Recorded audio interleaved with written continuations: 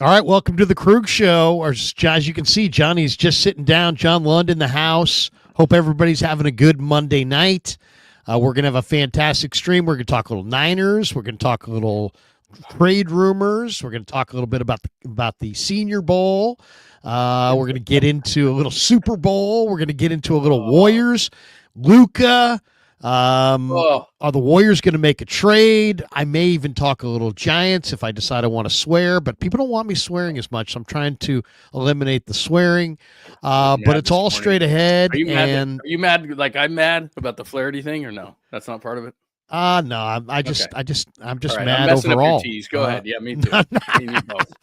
I hear you. But we're brought to you by Better. We're brought to you by Pig and a Pickle. It is time to get this show on the road. All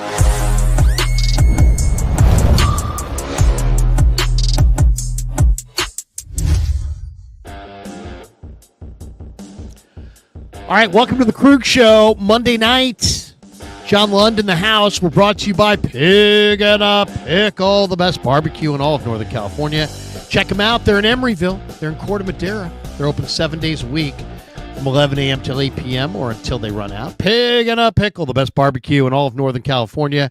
Go say hi to Damon and Mary. Get some brisket chili. Tell them that Krueg sent you.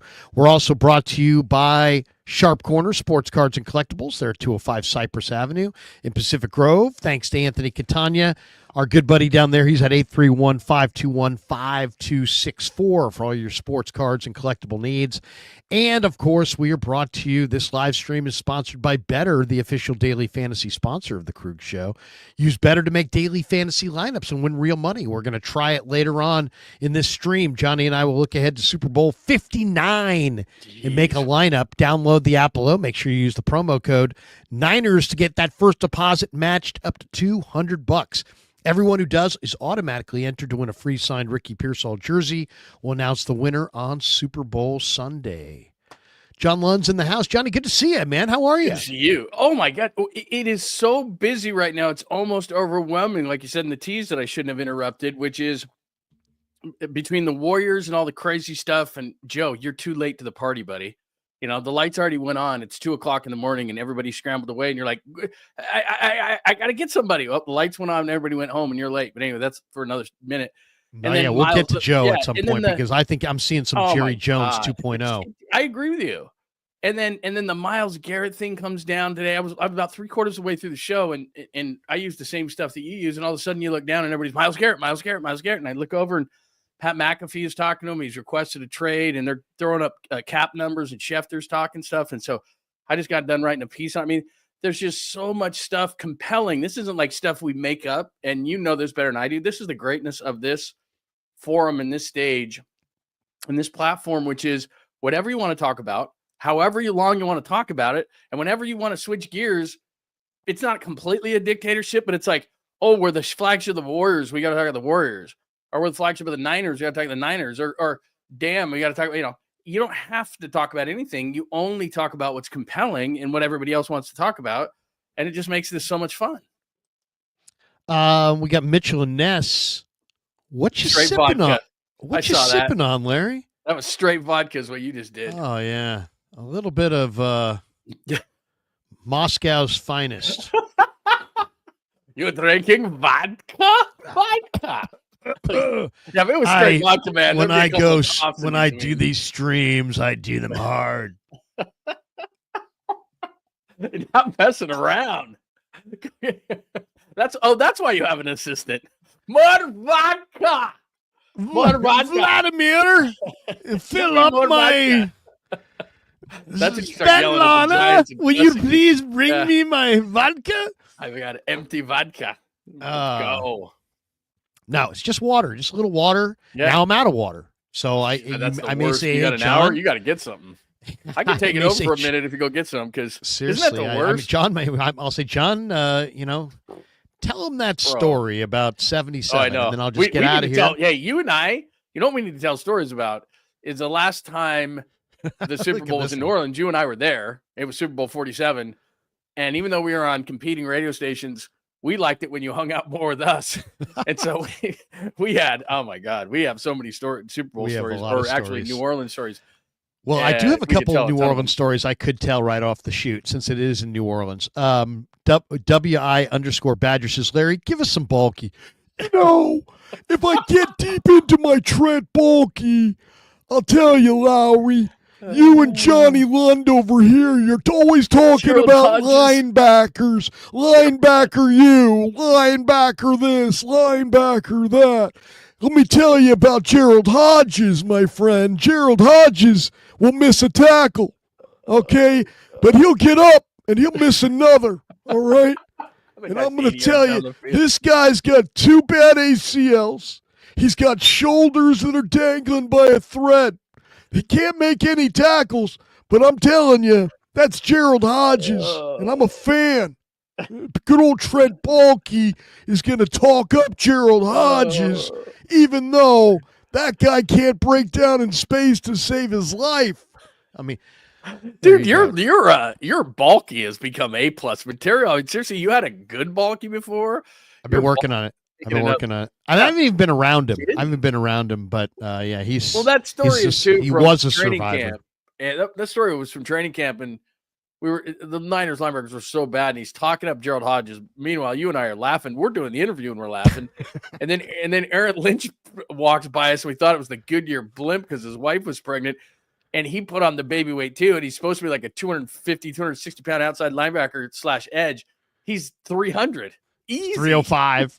He even admitted it. He goes, yeah, I put on the baby weight too. We're like, for the love of God, what did you do? Eat the baby? I mean, seriously, dude, you're coming into camp with 3 bills? What's wrong with you? It reminded me of that nursery story, the fat cat that just kept eating everything and then exploded. I was like, Aaron Lynch has turned into the fat cat.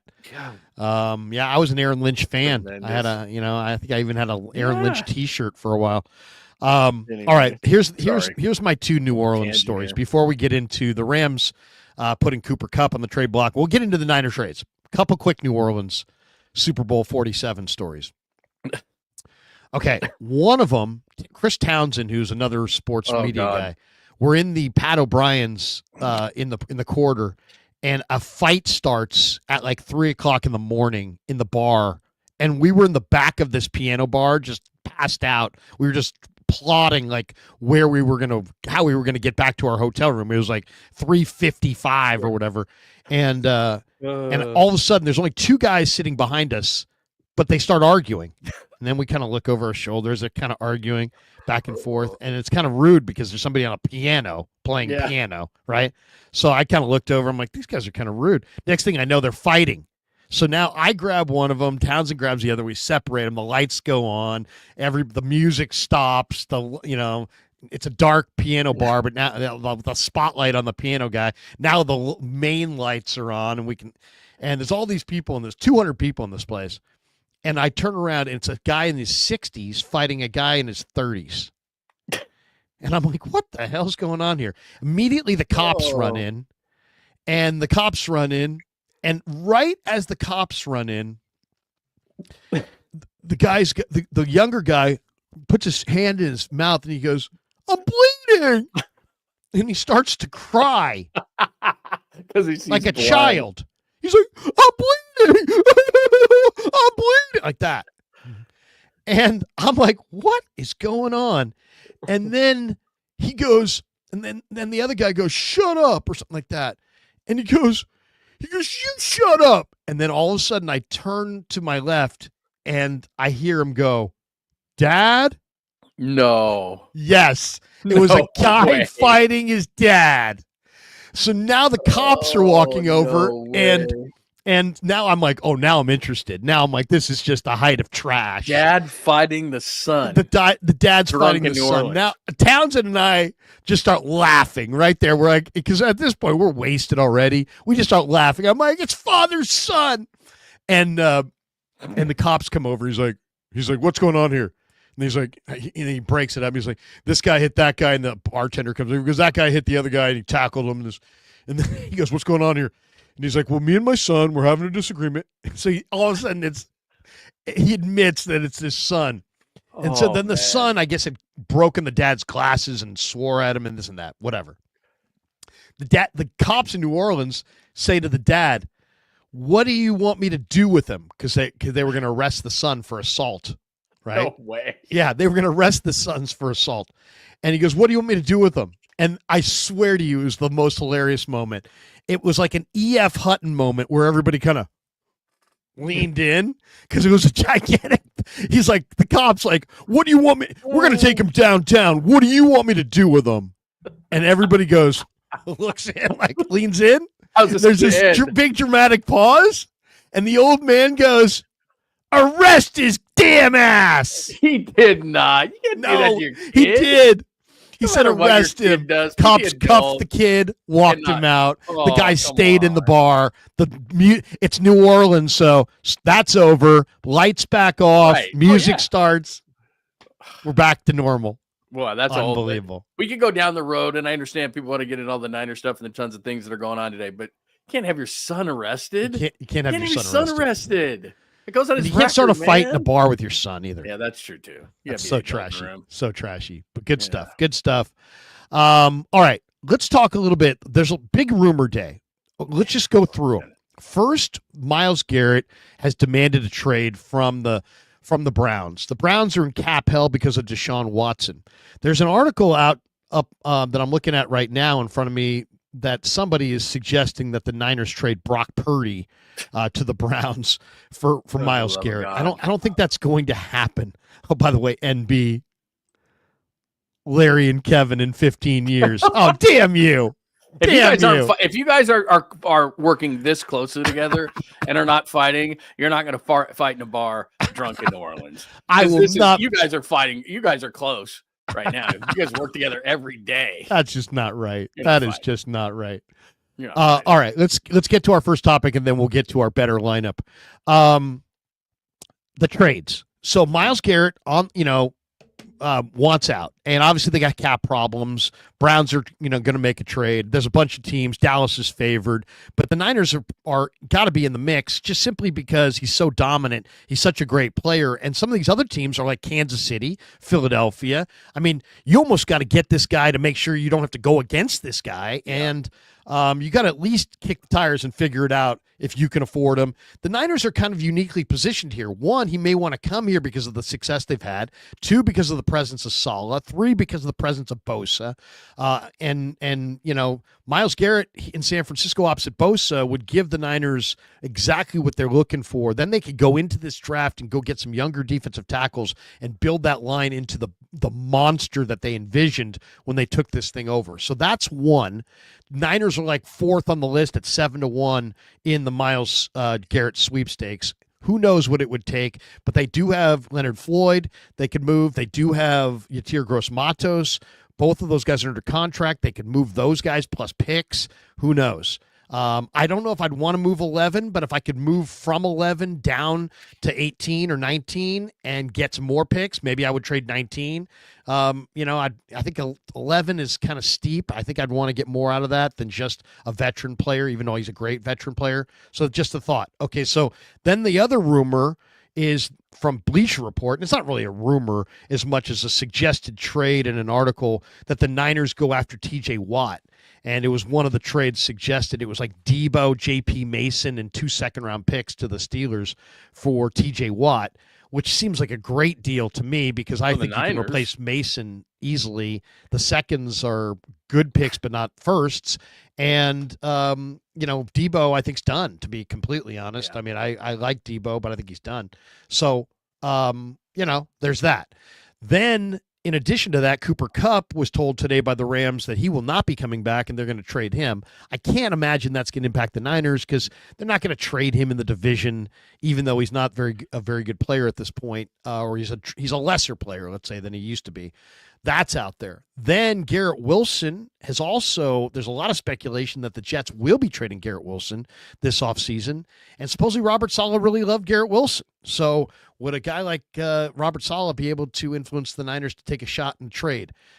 It all covers a couple different areas. Defensive line, a wide receiver, the idea of staying where you're at 11, trading off of that, or trading other assets for one player. How do you feel about it, Johnny? Because I kind of personally feel that the 49ers need to be out of the one player biz because I think they need to go. They don't need the one player 85 draft Jerry Rice. They need the 86 draft where they got 7 or 8 starters. Go ahead. What do you see? Well, first and foremost, John and Kyle suck in the first round. So if they want to give up number 11, that's fine. That's another factor. If Myles Garrett, I can get Myles Garrett for 11 and only 11 because I don't think that'd be enough. Then I would do that all day, every day. He plays edge, but he fixes everything. So he's opposite Nick Bosa that opens everything up for Nick Bosa. You can never double team the inside. So everybody, no matter who they have inside, is going to be singled every single play. Then Myles Garrett on third down moves inside, and now you've got a turbo package with Garrett inside on passing downs with Bosa on one side and then Leonard Floyd outside of him. So that solves a bunch of different issues, makes your corners better, makes everybody better on defense. And Myles Garrett is by no means done or even close. He's 30 years old. He was the defensive player of the year in 2023. So I would do that all day, every day on Myles Garrett. Yeah. So yeah, he's 29. He was a 2017 first pick overall, 1-1 out of A&M, 6'4", 272 pounds. He's built out of granite. I mean, he's 14 awesome. sacks this year. Here would be 3 my forced biggest fumbles. My biggest question, and I think what fans do and what that Bleacher Report thing did is they looked at it from one angle, and you have to look at it from a couple angles. There's a few things at play here. Myles Garrett has one more year left on his deal, so he's going to determine, as many players do, where he goes. It's not going to be the Browns saying to Myles Garrett, you'll go to Jacksonville and like it, because that's the best deal. It's going to be a combination. It's going to be Myles Garrett saying, I'll go here. And he said in his thing today that he wants to win. He's almost 30 years old. He's done everything he can do individually. Cleveland is 60 miles from Canton. That's where he's going to be one day. And he wants to be not a guy who's just known for individual honors, as he's got them all, basically. He wants to be a guy who wins. So I wrote a piece, JohnLundUnleashed.com. Myles Garrett fits 49ers, but do 49ers fit Myles Garrett? And Krueg, the reason I wrote it that way was I went through all these teams. A lot of teams would like Myles Garrett. But if you think about it, the Cleveland Browns are going to go to Myles Garrett and say, okay, we have some parameters. You have some parameters. You want to win. We get it. We'll get you a team that wins. You probably want an extension at your age. There's certain teams. So that's why, you throw up who's got cap space and all those kind of things. The main thing for the Browns is, first of all, we're not trading you in division. So you're not going to Pittsburgh. You're not going to the Ravens. You're not going to Cincy. We don't want to trade you to the AFC unless it's just has to be done and we can get this great haul. But I don't want him to go to Kansas City, where he would probably want to go to win. I don't want him to go to Buffalo, where they've got a screaming need to catch Patrick Mahomes and would overpay. So I want him to go to the NFC if I'm Cleveland. Well, who's the NFC that wins at a high level and needs him? Detroit needs him and has money. Philly is always aggressive. They would go after him. Detroit, to me, is the scariest team because Aiden Hutchinson was out. Put him across from Aiden Hutchinson with the rest of that young defense. They have money. Philly has money. Why? Because they have a bunch of young players. They've been drafting so well that those young teams can take a swing into Myles Garrett and be fine. So I understand what they're saying about Dallas. He was born in Arlington. Jerry's monstrous stadium is in Arlington. He literally was born in the shadow. Well, that stadium wasn't around when he was born, but he was born in Arlington, where the stadium is. As you said, he went to A&M. He's a huge Cowboys fan, but they're 7-10, and they have to sign Micah Parsons. So Vegas can say all these odds they want, and Jerry doesn't have it. I mean, Jerry has personal money. You haven't even thrown out the scariest one. What if he goes to Kansas City? Well, that's where, if I'm Cleveland, and look, Cleveland is kind of where the Giants are with the Dodgers. Like, they can't even see them. They're so far around the corner. Like, where'd those guys go? If you're like in a chase, you can't even see them. So I could see them saying, to hell with it. We're not going to, we could trade him to Kansas City. But my question would be, if I'm Kansas City, I'm already really good. I just maybe got a three-peat. Yeah, I could probably use Myles Garrett. There's no question about it. But do I want to give up what I would have to? Like, you're not going to just get Myles Garrett for the 31st or 32nd pick in the draft. There's no way Cleveland's giving you that. It's going to be like a first and a third. You want to do that? Because what that is to Kansas City is that's cheap labor. And Kansas City is going to keep having to pay all these guys. So, look, I don't want him to go to Kansas City, and you're right. Kansas What City. if he goes opposite Jared Verse with the Rams? Now, I wrote that too. And the thing is though, if I'm the Rams, and this is kind of interesting and why I think the 49ers blew the Ayuk thing, and it kind of ties together, which is when you have young players who are really productive, you just hit the jackpot. It's great to have a Myles Garrett or Nick Bosa making it, but they make all that money, right? Like, found money is Brock Purdy, because you're getting him. He's really good and he's really cheap. So Verse is cheap, Fisk is cheap, Young is cheap. All these guys on their D-line is cheap. Why am I going to give up good and cheap for really good and expensive? And most times in the league, even though Myles Garrett is tremendous, What would Myles Garrett give him that big of a jump from Jared? Because I'll tell you right now, who's Cleveland asking for? We want we want Verse. Now, if we're okay, you don't have to give us your first round pick. We want Jared Verse. He's going to be defensive rookie of the year. So we want Verse and like a 3. Would the Rams do that? They might. And they've got, again, like the teams I mentioned in the NFC with Detroit and Philly, because they have so much young talent, they haven't paid a lot of that talent yet. Jalen Carter hasn't been paid. Those DBs haven't been paid. Those linebackers haven't been paid. Hurts has already been paid. Saquon running backs don't make any money. So they don't really, they can fit the money in. Detroit can, Philly can, Rams can. They can. I looked at the caps today. They can fit that money in. So they could go there. The scariest teams to me are Kansas City's in the AFC, so I'm not as afraid. The Bills are in the AFC. I don't know that they'll go there, but those are 2 teams to look at. Detroit, who needs them, opposite Hutchinson and has money. Philly, Howie Roseman is always aggressive. They have Carter inside. They could use some outside edge rusher help, but they play more of a 3-4 with Vic Fangio, so that doesn't make any sense to me. I don't think that would be a factor in this whole thing. And then the team that is the scariest and actually makes the most sense, has money, is young, on the rise, is the Commanders. The Commanders should be in the lead to me. Remember they traded him, Teron Payne, Jonathan Allen, and Myles Garrett. But they don't. But they're cheap. Their quarterback doesn't make any money yet, and he's not going to for a few years. So you can take this swing. And remember, they traded Chase Young. They traded Montez Sweat, and their number 1 sack guy last year was Dante Fowler Jr. with 10.5. He's a free agent. He's 31. They make the most sense. They have the money. They're on the rise. They have 2 great defensive tackles, like I said, inside. They don't have any edge guys. They literally don't have any edge guys.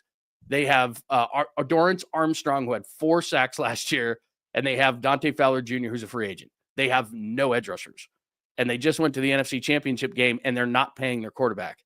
Ding, ding, ding, ding, ding. And they have a smart general manager that used to be with the 49ers. And they have Jaden Daniels, who could call up Myles Garrett and say, we're going to win for a long time. He's the hot quarterback right now. Washington, to me, makes the most sense of any team because they've got the money. They've got the need. They got the hot new owner. They have the quarterback not making any money. They need an edge rusher. They're on the upswing. That's the team that scares me the most. I think they could get him. I understand why 49er fans they know Myles Garrett. And there's no risk, right? You're giving away a lot of prime years because he came into the league, 6 years ago or whatever? Yeah. So you're giving away 6 years of a football career, which is a lot. So that's the scary part. But most draft picks, 50% of the draft picks bust or wind up being just ordinary. That's exactly right. Why did the Rams suddenly win a Super Bowl? They were drafting horribly, and then so they just said, you know what, screw this. We'll just keep trading our number 1 pick for a star, and they did. They brought in Stafford, and they brought in Ramsey, and they brought in Von Miller, and they brought in who else? They invested number 1 in somebody else, and they won the Super Bowl. So yeah. I do understand. And now they draft well. But yeah, now they draft well. Unless Snead's getting it done. Here's the thing. It's like all about timing. It's like if you caught me on the right day, you could convince me to go for that. I'm now in a mode where I really believe that this is an epic defensive line draft. And I'm in a mode of trade back, and get a bunch of these guys. And, they're not, I understand these aren't household names to people. But I've watched a ton of college film this year, and Walter Nolan is really special. Oh, he's great. Yeah. Kenneth Grant, I think, is really great. But now there's so many these other guys. Savion Jones from LSU is 6'6", 290. Tonka Hemingway from South Carolina, 6'2", 305, or 285, 295. This kid from Vautech, Aeneas Peebles, is quite a pass rusher. He's 6 feet, 290. CJ West was incredible for Indiana at the All-Star game, 6'2", 320. Ty Robinson and Hut Nutmacher for Nebraska are just these old throwback badasses for Nebraska. Just these 2 tough interior guys. Darius Alexander from Toledo is really, really dominating. And then there's J.J. Pegues from Ole Miss and Eric Gregory from Arkansas. I mean, these guys are big time players. So, and they're all going to be there in between rounds like 2 and 6, and you could move back and get yourself 4 or 5 of these guys and really show up in camp like, who the hell are these guys? It's a lot of rookies though, and it would be a big risk on your season. But to me it seems like the volume kind of draft. I've seen some amazing players at defensive end and defensive tackle. Now Myles Garrett's really special. Mm-hmm. So if I could figure out a way to do both, then maybe I could do both. Maybe I could trade Yatir Gross-Matos, the 11th pick, and some future 2027 pick or 2026 pick. And maybe I could do that and then still take the rest of the draft and try to build up the the line, because it's a great D-line draft. And you could add Myles Garrett, but the Niners' big issue, I think, is that Malik Collins and Jordan Elliott and Kevin Givens and Kalia Davis, they don't have that interior player who's just really good. And losing Armstead hurt a lot. Having Kinlaw not be that good hurt a lot. This team had Buckner and Armstead at full tilt, and they don't have anything close to that now. And to me, that defensive tackle position absolutely has to be addressed in this draft. And there's so many great candidates that it can be addressed in this draft, and it's vitally important that they get it right. Garrett is so special that I think he solves a lot of things, because if you have Garrett and Bosa, and by the way, it financially can happen. This isn't just some sort of fodder, throw against the wall kind of stuff. They're going to be in this, and we know this because John and Kyle are always aggressive. They're going to make the call. Now, whether they can get it done, I don't know. But by carrying over, and this is why the 49ers are such a good organization, by carrying over the $50 million, which is the most in the league, Brock's not just getting that $50 million. They're going to be able to distribute. Maybe that first year is 15 or 20. They have money. They're going to have money. The cap keeps going up. The 49ers do as good of a job as anybody in massaging the cap. So let's establish that. So it can be done financially to get this guy. I think what you're saying is 100% right. This really sets up well, because if you look at the free agent class, there's some interior offensive linemen, guards, and centers. Drew Dahlman is one, the kid from Stanford, who has exactly what the 49ers need. There's a couple of guards out there, a couple coming off injuries like James Daniels of Pittsburgh or Tevin Jenkins of Chicago, that could be cheaper options that I think could be great left guards next to a Dahlman, and all of a sudden with Trent. And I know what people think of McKivitz, but he's a fighter at right tackle, and you already got Pooney. Now your line's fixed. Now you go to the D-line. If you put Garrett at one end and Bosa at the other, and then looked into the depth of the draft, like you said, in the interior of the defensive line. You and I were talking before the show, this kid that the Jets have. I love Dre. But the Jets have a 25-year-old linebacker that's a free agent with 154 tackles, plays special teams. He's 25. He's on the right side of 25 and runs like a high 4.4 40. Jamie Sherwood, former Auburn star. He's a missile. He had 150 tackles last year. Yeah. And I love Dre, but Dre's going the wrong way. And with Fred Warner and that guy and Garrett and some interior defensive linemen. Get them both. Now you got solid back and your young safeties and your young secondary. Now you're cooking with gas, because to me, the thing that needs to be done, and you and I have talked about it a lot, is the offensive and defensive lines. But getting solid back is not enough. I think that, again, there's a connection. I don't just throw free agents out there. Solid knows this kid. And I know that you're going to have to sit down with Dre Greenlaw, but Dre Greenlaw is going to be on a make good 1-year deal. And it doesn't guarantee anything. Fred's getting older. The only reason I would say, in a long way, of why Garrett makes a lot of sense for the Niners is because we forget, because they had a 6-11 season, and this would probably be the only sub 500 team he would consider, because they could convince him, yeah, we didn't win last year, but we have a winning tradition. All the other teams he's going to want to win, because he said that in his release. I want to win. That's it. I want to win.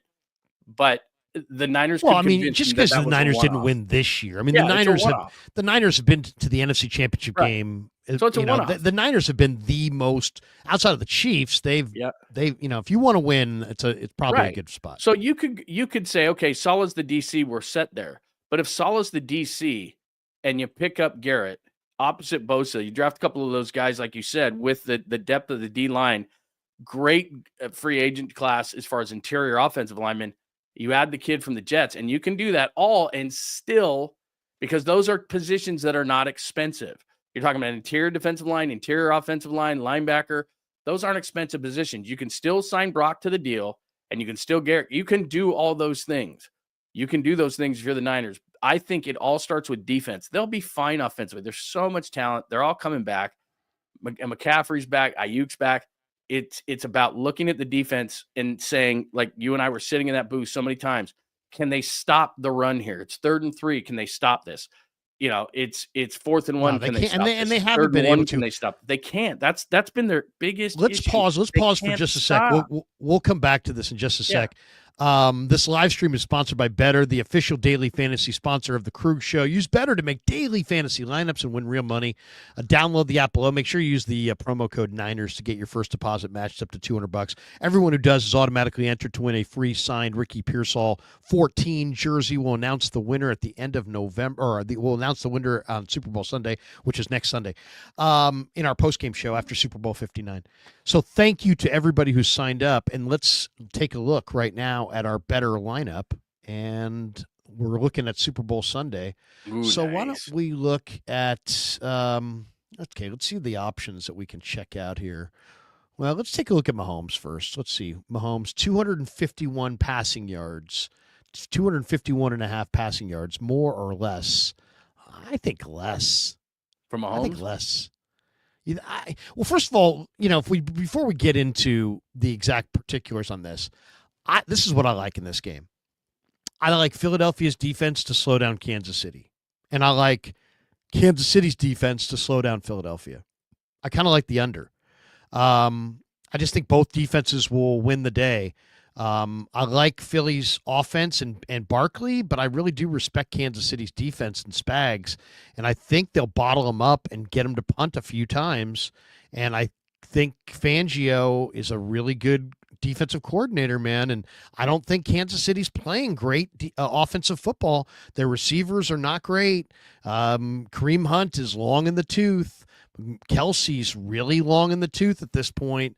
Their offensive line's really good on the interior. The tackles are just okay. A lot of it's Mahomes on these weird configurations. They don't get it done on 1st and 2nd down running it a lot of times, and then he'll just kind of make a play and this and that. And he's incredible, we know, but Philly's pretty buttoned up, and Chauncey Gardner-Johnson plays for keeps. He's healthy. He makes big plays, and I expect him to thrive in this game. And I think Philly's defensive front is big, and Bond is flying around. I like Philly to win the game, and I think it's going to be a little bit of more of a low-scoring game than some think. But I don't know. It's these teams also have weapons, and they could trade scores. But I don't see that. I think the defenses are a little bit better. Fangio's defense is a lot better than it was 2 years ago. And do you remember what the score of that Super Bowl was? The Eagles and the Chiefs. It was like 38-35, wasn't it? It was high scoring. I think this is going to be much lower scoring. And I like Philadelphia. This reminds me a lot of last year's game. I went into the game, especially after hearing what the game plan was the day of. I was thinking to myself, the Niners are really going to make plays in this game, and they had opportunities, and they did, and they just missed them. And that's going to be the difference if Philly makes the plays. Because last year, McCaffrey was what Barkley is this year. They had a lot of the offensive talent. They didn't make enough plays. The one thing, if you're Kansas City, is Hurts has to beat me. Barkley can't. And if they can bottle him up to a certain extent, okay. But that's what the Chiefs said is, okay, well, McCaffrey's not going to beat us, so Barkley's 13 at is 115 rushing yards. Nah, there's no way. I just don't see that. I just don't think Spags is going to allow that. I think he's going to disguise some coverages. He's going to confuse Jalen Hurts. Jalen Hurts is look, I like Jalen Hurts. He's a nice player, but he got exposed. And this is one of the things why people get, they jump to these conclusions that all these players and all these sports are so great when they get an early look at him. And Hurts' his first year was like, oh my God, this guy's going to be generational. And now he struggles to read defenses. And I think Spags is going to throw some weird things at him, but their whole thing is going to be stop the run, stop the run, stop the run, stop the run, and make Hurts beat us. And if he can, they do, like you said, have the weapons to do it. It's just a matter of if he can, and I'm with you. I think it's going to be a lower scoring game than what everybody thinks. Let's choose some of these. I think I'm going to go to some of the unders on these. Give me some of the unders on these. I like Worthy. Worthy's hot right now, and I think he's going to be shut down in this game. So I like less than 56.5 receiving yards for Xavier Worthy. I think he'll be bottled up in a game like this. I just think that his ball skills aren't good enough for this situation. Let's see who else.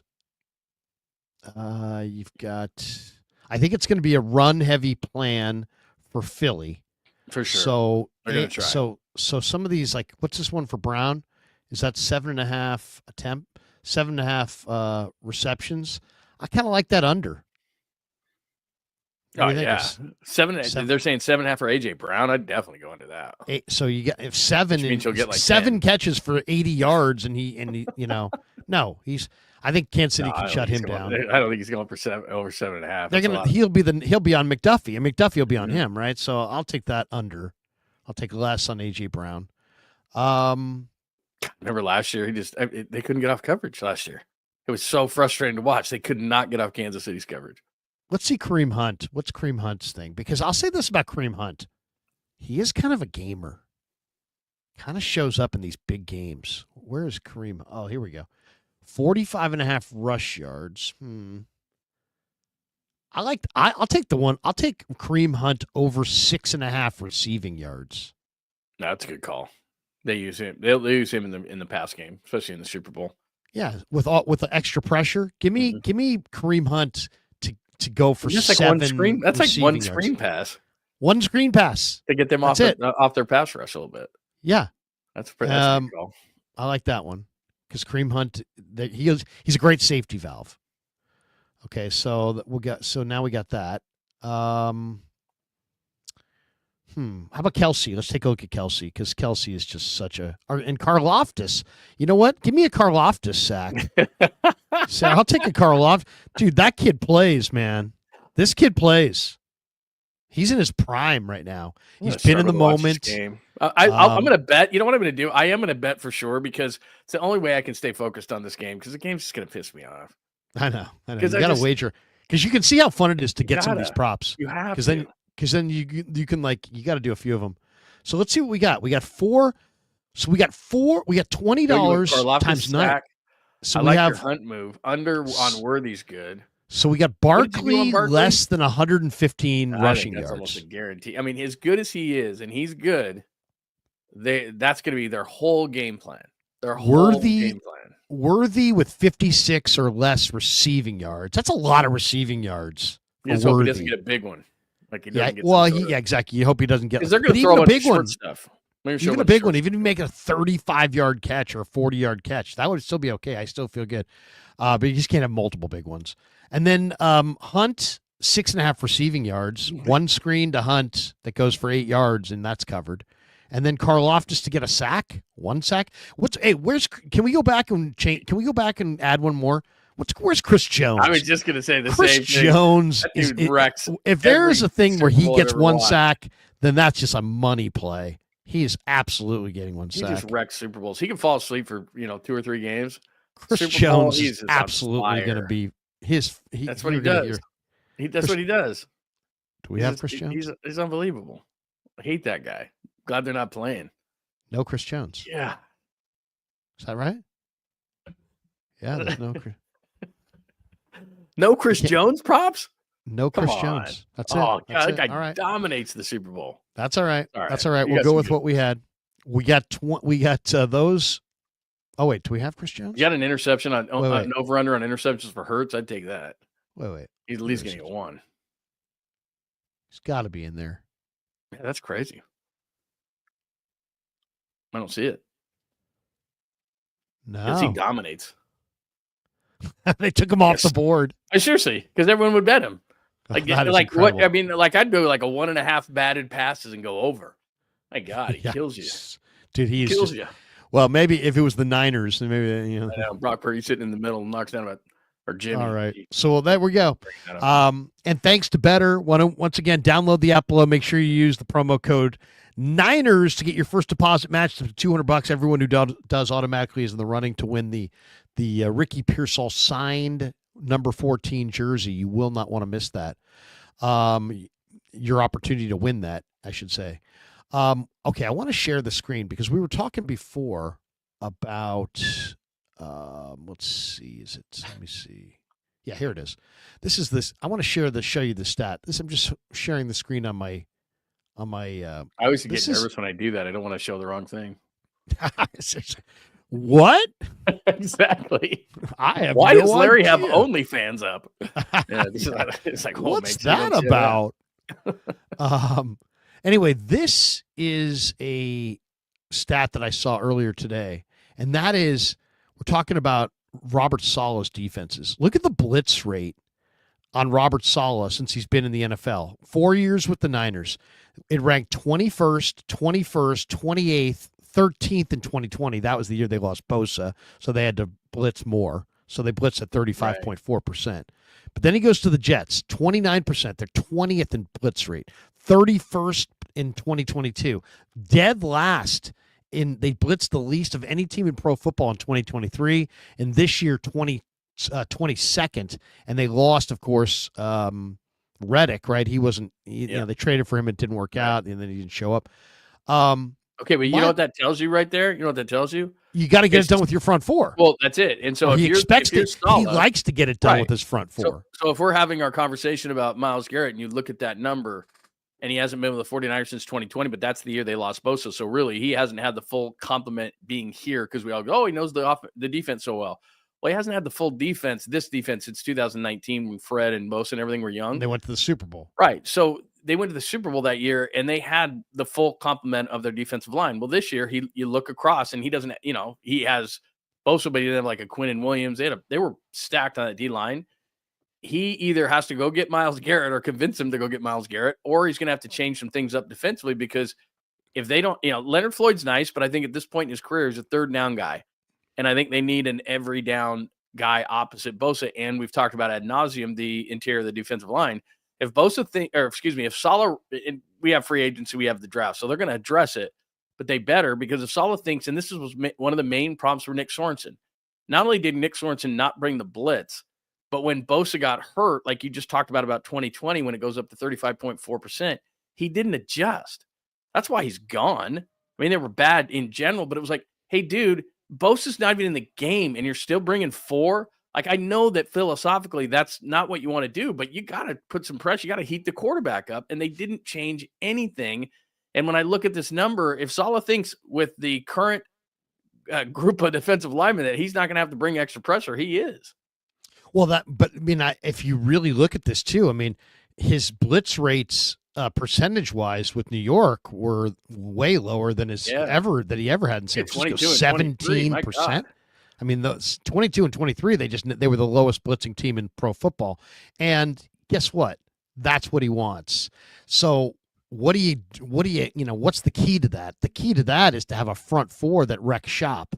And that means you got to have Quinnen Williams. You got to have Nick Bosa. You got to have special players up front. And you got to, and then, sometimes you can only use the second pick in the draft on Quinnen Williams so many times, or Nick Bosa so many times. Other than that, you got to find Jamie and Sherwood. Yeah. You got to find, guys who play their ass off, and guys who play really, really hard, and guys who, have tons of talent. Bryce Huff, and these guys that nobody else seems to be able to find. And, I would say this, it's like the 49ers, when you see these numbers, I mean, they have to get their defensive line back up to snuff, because their whole thing is predicated on their whole defense is predicated on a big time defensive line. They don't have a single defensive back who runs sub 4.4. They don't have speed in their secondary. It's all about what they can get done up front. And if they can't get anything done up front, their secondary really can't stand up. So it's really vitally important that whether it's TJ Watt, whether it's Myles Garrett, or whether it's somebody at 11 or trading back and you have 5 picks in the third round, they have to get their defensive line cooking like ASAP. It's probably the biggest question mark on that side of the ball. I don't think there's any question. And given those numbers, it's not going to change. And look, I'm pro Robert Saleh, and I'm fine with it. But like you said, he is a dyed in the wool. We're coming with 4, and I want to play 7 behind, which I completely understand that. And you bring up a great point in the secondary, is that I like Demo and I have no problem with that contract. I watched a little bit of Renardo after the season ended, and you become more and more impressed the more you watch Renardo Green. He's going to be good. And Mustafa's going to take the place of Fafunga. They're not going to be able to afford him. They need a third corner, of course, given what the league is right now. They need to figure it out. Maybe it's a veteran. Maybe it's DJ Reed, our old pal, coming over from the Jets because Saleh knows him. And that would be a hell of a tandem of corners. Those 3 corners would be great. Jared Brown scares the hell out of me. So if you're going 4 and you're not getting to the quarterback, Jared Brown is not only slow, that's why he was drafted where he was drafted, but he took a step back last year. There's no question. He got beat a lot, and he's going to get exposed in the middle of that defense. So I like what they can do. I'd love them to get a Garrett. They got the interior of the defensive line has got to get better, and I like Sherwood, the kid from the Jets, to go next to Warner. I like Dre Greenlaw, but that scares me, that Achilles. But that secondary, if they don't get to the quarterback and they don't pick up a decent third corner, they're going to target the third corner. They're going to target Jared Brown. I like Green. He's probably going to make mistakes. Ward's clearly not coming back. His wife's got PTSD, so he's not coming back. They're going to be good defensively. I do think Saleh's going to solve it. But you and I have talked about this before. He's not a magician. And I've never seen a coach be really good with really bad players. And in the NFL, it only takes wanted one. Robert Saleh out until 2019 when he got Nick Bosa and 17 and 18 Ford and Yeah. You get exposed in the NFL even if you have one bad player. I mean, Devondre Campbell got used again and again and again, and then it went to Jared Brown, who struggled at times in giving up big plays. You could have 10. It is the epitome of your weakest link, because if you have 10 really strong players but one that the offense can target, they're going to get you. And the way to do that is to get after the quarterback. So I'm sure Saleh is pounding the table for Myles Garrett, and I'm sure he's pounding the table for a lot of those guys that you talked about in the draft, so that they can get better on the interior of the defensive line. Okay, they get to 11. Let's just say, let's just move Garrett off. We'll move off the Garrett conversation for a minute and go on to a different thing. Let's say the Garrett deal either can get done without 11 or they can't land him. What do you want to do at 11? What's your game plan right now at 11? And I bring this up because I've heard people speculate that the Niners, and I don't know where they're getting it from, because I feel like I'm as plugged in as anybody, but nobody's telling me any of these things. But who knows? That the Niners are going defensive tackle, or that they're going to go with somebody who touches the football. A runner, a tight end, a receiver. I can't imagine they would go quarterback, obviously, but a skill position guy or a defensive tackle at 11. That's what I've seen written, and I think it's really interesting because there really are potentially 3 really interesting skill position guys that could be staring them in the face, that are all super good. I mean, Tyler Warren, the tight end for Penn State, is the closest I think I've seen to Gronkowski. I mean, he is 260. He's gigantic. He's got great hands. He's super fast. He's productive as hell. He makes all these big plays. He's a wildcat quarterback. I mean, they just hand it to him in short yardage. I mean, it's like the guy's, he makes big catches. He's seemingly good at run after the catch. He can move people in the run game as a run blocker. So you got big Tyler Warren from Penn State. You have Ashton Gianti, who, granted, Penn State shut him down a little bit in the bowl game to the tune of about 100 yards. But the guy was going for about 12 yards a carry this year. He's probably the best running back in a great running back draft. It's a little debatable because of the quality of competition at Boise, but he's special, no doubt.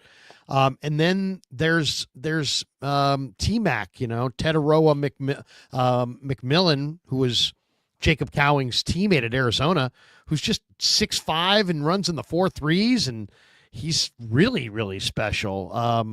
And a lot of people think he's going in the top 5, but receivers on draft day seem like they fall from time to time. And he's really unique. So he may not be for everybody. He is really special. So they could be staring at 11, and all three of these really special skill position guys are staring them right in the face. And yet they need offensive linemen and they need defensive tackles, and they probably could trade back and get more picks. Where do you weigh in on the one thing I love about Brad Holmes is I feel like Brad Holmes doesn't draft with need. He just goes after great players. And then I just think that when you go after great players and you get a bunch of them, all of a sudden it's like you got a great team. And I'd like to see I feel like the Niners go into drafts going, we need to get a wide receiver. Okay, it's 32. It's Ricky Pearsall. It's like, stop. Go get Zach Frazier. Perfect example, go right? get Zach Frazier. Play the thing as it comes to you, and go get value where it exists. And the Steelers don't play the draft like that. They're going for best available, and it's like I don't know. To me, I think the Lions have the draft down, and that's why they're the Lions right now. And I think the Niners are a little lost in the draft, to be completely honest, and it bothers me. Yeah. It's the whole reason why these teams have passed them. Philly's drafted well the last few years. The Rams have drafted really well from, the first round all the way to the end. What the Niners used to do, the Lions have done it with, like you said, Brad Holmes, Howie Roseman, Les Snead. They're crushing the draft, and conversely, they're passing the 49ers. Seattle even. Tyrese Knight Seattle had a nice draft. I think the biggest issue is knowing, and this team as I do, having just been around them a long time, and we kind of know the philosophies. So when somebody throws a certain name out there, sometimes I laugh, because what these mock guys are doing is, what a mock draft is, even though we can't pass them up, we click on them. I do them, you do them, we look at them all the time, is that they try to match, like you said, need with player, and they don't realize what really this particular team is looking for. So this morning, Jordan Reed at ESPN did one, and I think he gave him Simmons, the tackle guard out of Ohio State. I've seen tackle guards, Daniel Jeremiah, the kid out of Missouri, was his. And I'm not saying these guys are wrong. It could happen. But if they're drafting an offensive lineman, they're going to trade down. They're not taking one at 11. And I doubt they'd take one, because, as you and I have talked about before, that's Chris Forster just doesn't believe in it. And the Niners don't believe in it. They got Pooney in the third round, which probably drilled it even more. Look, we got an all-rookie guard in the third round. Why would we take one in the first round? So I think they're going to go out and get Dahlman, and they're going to fix that. And then they need a left guard, and I think they can wait in the draft to get one. So that's what I think they'll do. If one of those defensive linemen slip to them, I think, again, to think about value. I like Tyler Warren, but I also like Loveland, the kid out of Michigan. I like the kid out of Bowling Green. I like the kid out of LSU. Like, there's so many good. I like Evans, the kid out of Notre Dame. Tight end's good. You also got to look at, as you well know, I'm preaching to the choir here, but I'm just kind of doing this to let people know, it's not only who you draft, it's the value in which you get them. So while Warren is absolutely great, and they need to replace Kittle at some point, but I think Kittle proved that through a bad season, the kind of guy that he is. So I think he's going to get an extension, but they need a number 2 tight end, but not at number 11. I just don't think the value is there, especially given how many good tight ends there are in this league, in this draft. I would think if their guy was at 11, that they'll move back. And I'll even do this, Krug, if they keep that pick. If someone slips, and doesn't it always seem that somebody slips out of the top 10? Brock Bowers last year for the Raiders, like, how is he slipping? Jalen Carter the year before that. There's always somebody who slips, and you're in that range. And if there was somebody, let's say 9, that they absolutely loved, Mason Graham, who shouldn't be there at 9, but just for the sake of conversation, he's supposed to go in the top 5, and Mason Graham goes 9, or this is not going to happen. In the mock draft I'm looking at, he is going 9. Like, yeah, I'm looking at one right now. That's what I mean. Is Cam Ward. Oh, the top, the 10 in front of them go Ward 1, Travis Hunter 2, Shador Sanders 3, Kelvin Banks 4, Will Johnson, the corner from Michigan who didn't play this year, 5, Tenaroa McMillan 6 to the Raiders, Will Campbell, gigantic tackle, 7 to the Jets, Abdul Carter 8 to Carolina.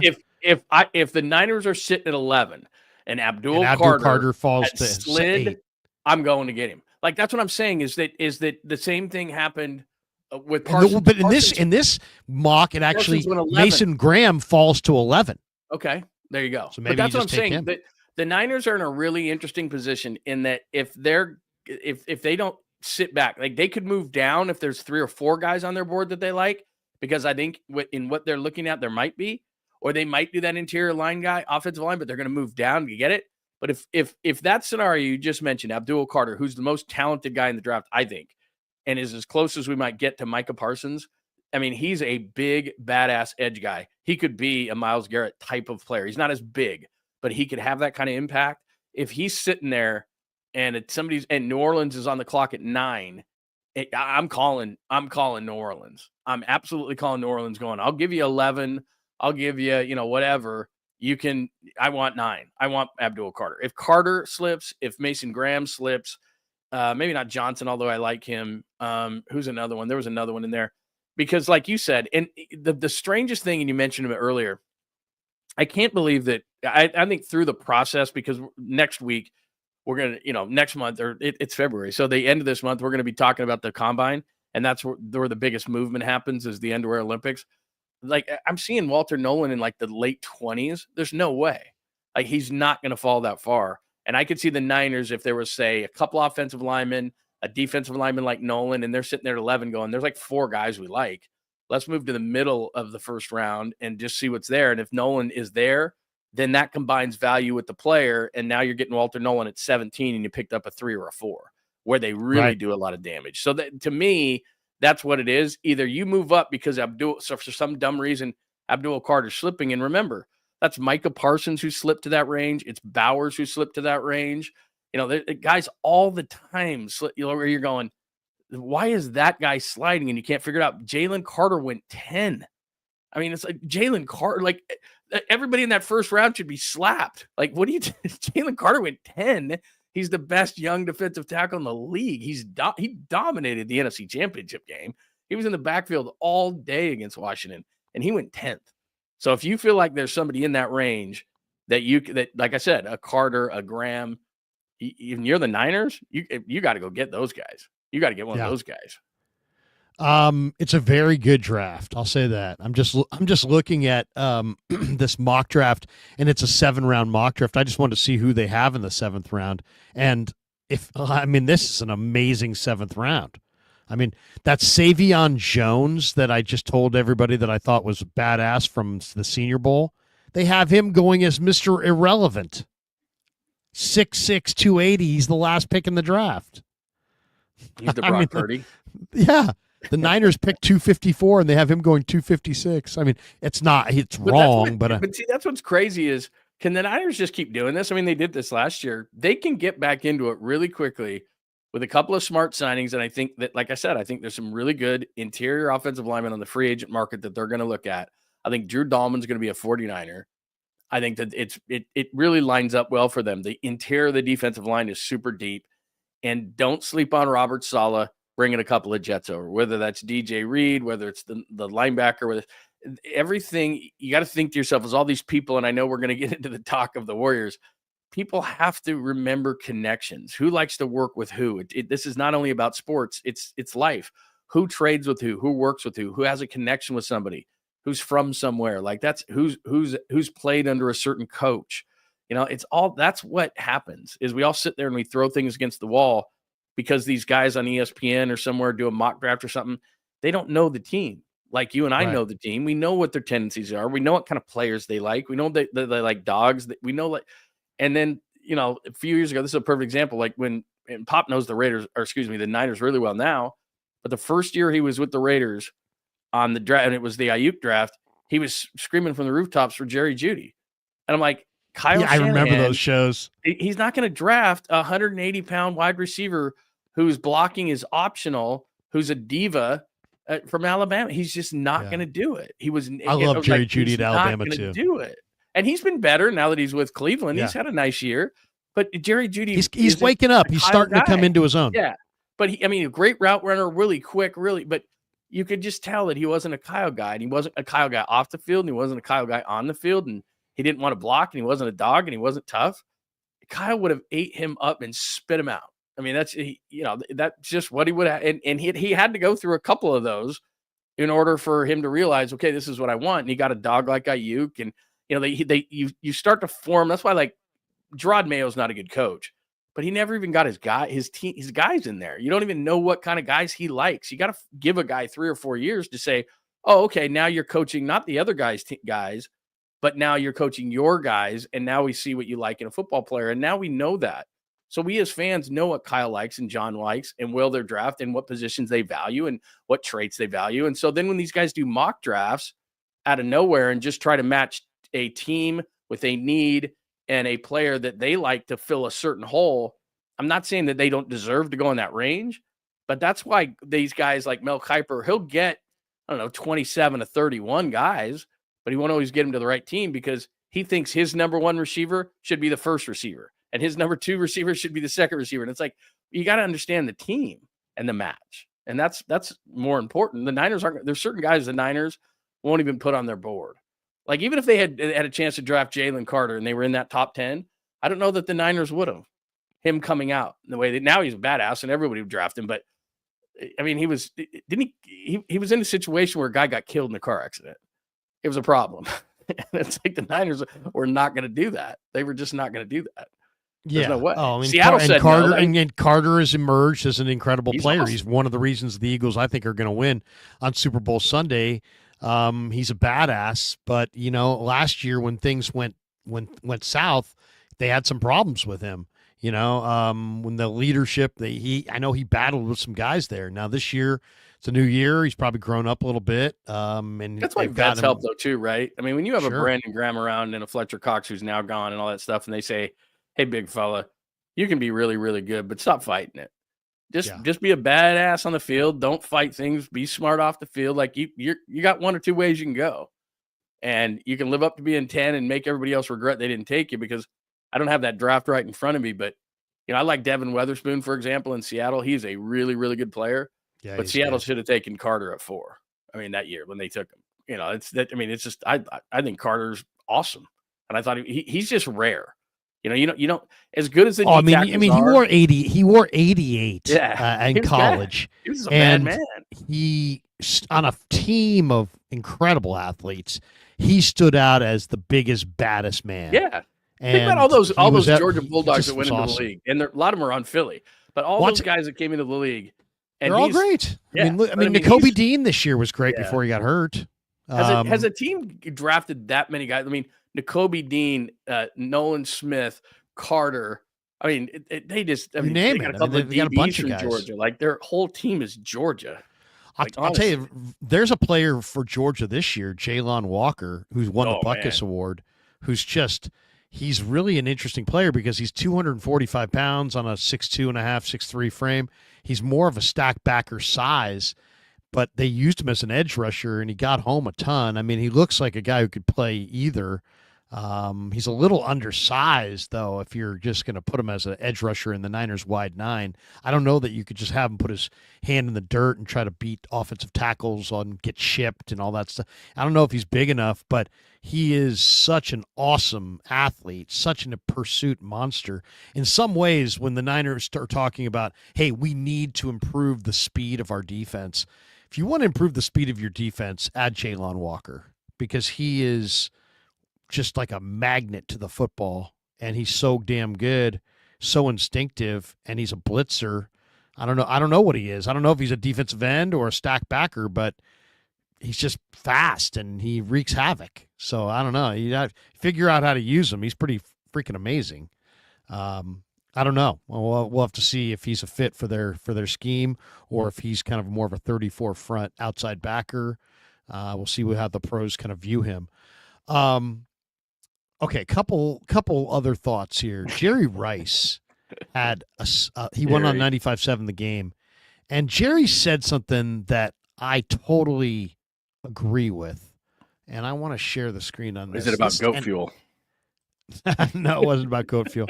But it's about signing Brock Purdy, and he said an emphatic message about the whole thing. And here he is with Joe Shasky and Spadoni, the replacement for Bonte.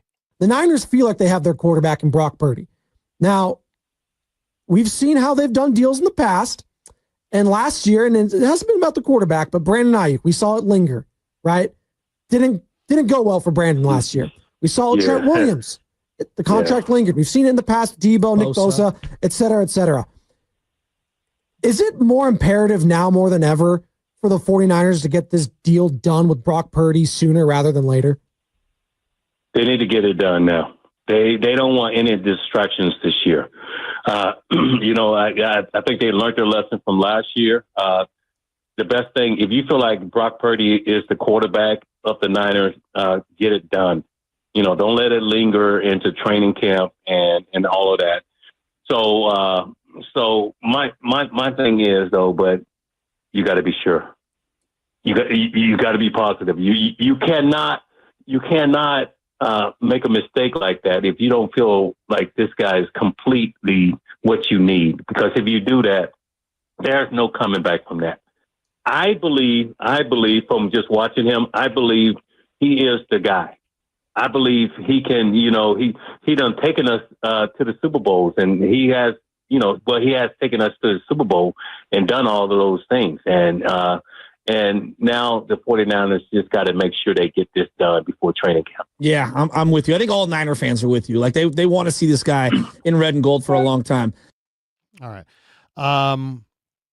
Dynamite drop in. That broadcast school is really paying off. Sorry. Some excellent questions. I mean, isn't Jerry the master of the obvious right there? I mean, he's saying they got to be sure. Jerry, what are they going to do? Sign Sam Darnold? I mean, all due respect to the goat and goat fuel and goat necklaces and everything else, Jerry, but that's the whole thing with quarterbacks, right? Krueg, is there's nothing. You don't have a choice. You're paying great to good. That's just the way that the league is. Darnold's either going to be with the Vikings or the Raiders or something like that. They're not going to decide that Sam Darnold's the guy. They're not going to go out and draft a quarterback. Daniel Jones might be the rehab project. But the question, I guess what I'm saying is that beyond. I got no problem with what Jerry said, and I agree with Jerry. I don't either, but I'm just saying that, like, aren't we beyond the conversation that they're making the decision? Like Jerry said, well, they've got to be sure. They got to be sure what, Jerry? Like, it's done. Like, now it's just it's the timing of it. It's not whether it's going to get done. He's saying that he's going to get the big bag. What he's saying is he's going to get the big bag. They're getting ready to pay this guy the big bag, and he knows it. And, he himself says, I mean, it's weird that he phrased it that way, because then he himself is like, hey, I think he is the guy. And I do too. I think he is the guy. And I'd put my I don't know, my name to it. I mean, whatever that means. I do think Brock's good enough to win a championship with. It's funny too, because I was watching the Super Bowl the other day, like the Super Bowl marathon, right? And I actually started. I've seen the Super Bowl marathon so many times, right. In the past, as far as all the they show them all at once. But I always pick it up in the middle, right? It's like, oh, hey, look, they're doing a Super Bowl marathon. They're on 32, whatever. Did you watch one of the ones that was on today? Because me and you were right next to each other at it. No, today I just wanted to watch 1 through 10 or 1 through 16 leading into the Niners. Okay. Got you. So I taped 1 through 16 and decided to watch 1 through 16. And obviously was that in one sitting? Well, no. I taped it on Saturday. I watched 2 or 3 hours Saturday. I watched 2 or 3 hours on Sunday. So I've watched, they're each half hour long. Each Super Bowl is a half hour long. So it's not, it's not 3 hours long. Nice. Could you imagine if it was 3 hours long? But I'll say it. There are 2 things, though, that I thought were worthy of mentioning about this that I actually thought was kind of cool. One, if you go back to Super Bowl I, right, and this is the Green Bay Packers in the LA Coliseum beating the Kansas City Chiefs, okay? If you go back to Super Bowl I, you know what you see? Tons of empty seats. Now, the LA Coliseum is massive. Oh, yeah, it's a massive, massive stadium. So, it probably fills 100,000. But there were tons of empty seats at Super Bowl I. In Super Bowl II, which was Green Bay beating the Raiders, that game was watched by, I'm looking for, I made a note on it. I'm trying to find my note. But that game was watched by so many people. It's like from year 1 to year 2 was like night and day. Okay, here it is. Plenty of empty seats in the LA Coliseum in Super Bowl I. But Super Bowl II, 70 million people watched. 1/3 of the total U.S. population at the time viewed Super Bowl II, with Green Bay beating the Raiders in Miami 33-14 in the Orange Bowl. This was Vince Lombardi's last game with the Packers. He retired after a couple months later. But isn't that amazing? They went from empty seats in the Coliseum in the first game to 70 million people watching it in year 2. I mean, And then year 3, everything changed when the Jets beat the Colts. When the Jets beat the Colts in Super Bowl because nobody 3. thought the AFL would ever beat the NFL, and Joe was flamboyant and wearing furs, and then he did the guarantee. That potentially the greatest moment in the league was something off the field, because Joe Namath authored a guarantee when this thing was just starting up. Yeah. And people went, what? And it was in New York, and they beat the mighty NFL, and all of a sudden it was born. It was on. Because then it was like, well, these are two actually leagues that are going to compete. Then they merged, and the NFL became the NFL. And like you said, then the rest is history. Then we couldn't get enough. Like this Sunday, Super Bowl 4 was Hank Stram's Chiefs beating the Vikings, I believe. They smoked them 23-7. They smoked. And it was laughing on the side. They smoked. It was January 11th, 1970. Isn't that wild? And that was the day before I was born. Is that the day before I was born January 12th, 1970. The Super Bowl was January 11th, 1970. Hank Stram. Let's matriculate the ball down the field, boys. And that was a great that's what you don't want these Niners to become, because that Vikings team, I mean, Hall of Famers, that whole defensive line was Hall of Fame. Carl Eller, Alan Page, Jim Marshall, they had Fran Tarkington. I mean, they were awesome, and they never won a Super Bowl, so nobody ever talks about them. They were awesome, but they got, like you said, they got beat by the Raiders, they got beat by the Chiefs. They got beat by the Steelers 16-6 one year. I mean, they were in it all the time. They never won. But back to the Jerry quote, because I wanted to talk about with this Jerry thing was just that I agree with Jerry for not that his whole thing. Well, he better be the guy. And Jerry said that he believes he's the guy. I believe Brock's the guy, but I also think that the Niners have to get this thing done with Purdy soon. Now, I've talked about different deadlines, and I've heard different people say, oh, you got to get it done. You can't let it linger. But then everybody's got a different definition of what got to get it done means as far as deadline. I personally think, John, that if the Niners are going to actually maybe go after a premier guy in free agency like a T. Higgins or add a Chris Dahlman, I think you got to get Brock, which is going to be your biggest contract. You got to get that finalized out of the way and know how much you have for the rest of your team. Otherwise, you're flying blind. I think the unofficial deadline should be March 12th. You got to get it finalized before you can go into free agency and decide how you're going to build out your roster. Do you not? I mean, or you better have a real good idea of where that contract is going to sit, so you have a pretty good idea of how much you want to spend on a receiver. Because I mean, if they might be all in on a T. Higgins, when I first heard that, I thought, nah, that doesn't sound right. But you know what? Wasn't that when just I started Lombardi looking at the receiver market and their situation? Wasn't that Lombardi just spitballing that whole thing, and then it got blown out? But I personally think it makes a lot of sense, because I don't think that the 49ers, I know the 49ers want to win a Super Bowl. I know they want to contend for a Super Bowl next year. I know that their receivers next year very easily could be Ricky Pearsall and Juwan Jennings, and I know that's not good enough. And then I'm looking at the draft and I'm going, well, they'll just get somebody in the draft, but there's nobody in the draft really outside of McMillan falling to them that could really impact their situation. It's a lousy year. But they made their bed now at receiver, because what they have to do is they've got to fix their lines. And so if I'm looking at the Niners right now, you gave Jennings the money and he should have got 1,000, and T. Higgins is a little bit like him, although he's faster and more athletic and those kind of things. But you decided on Jennings, you decided to draft Pearsall, you decided, which was a bad move, on giving the money to Ayuk, and you've got to figure out Debo, which I think they're going to trade at some particular point. But I mean, year 3, you took one in the first round, you gave another one $30 million, and you paid Jennings. Now, if you want to move Jennings, then Higgins would make sense. If your receivers are Ayuk and Higgins and Pearsall, and Debo gets moved and Jennings gets moved, that makes sense.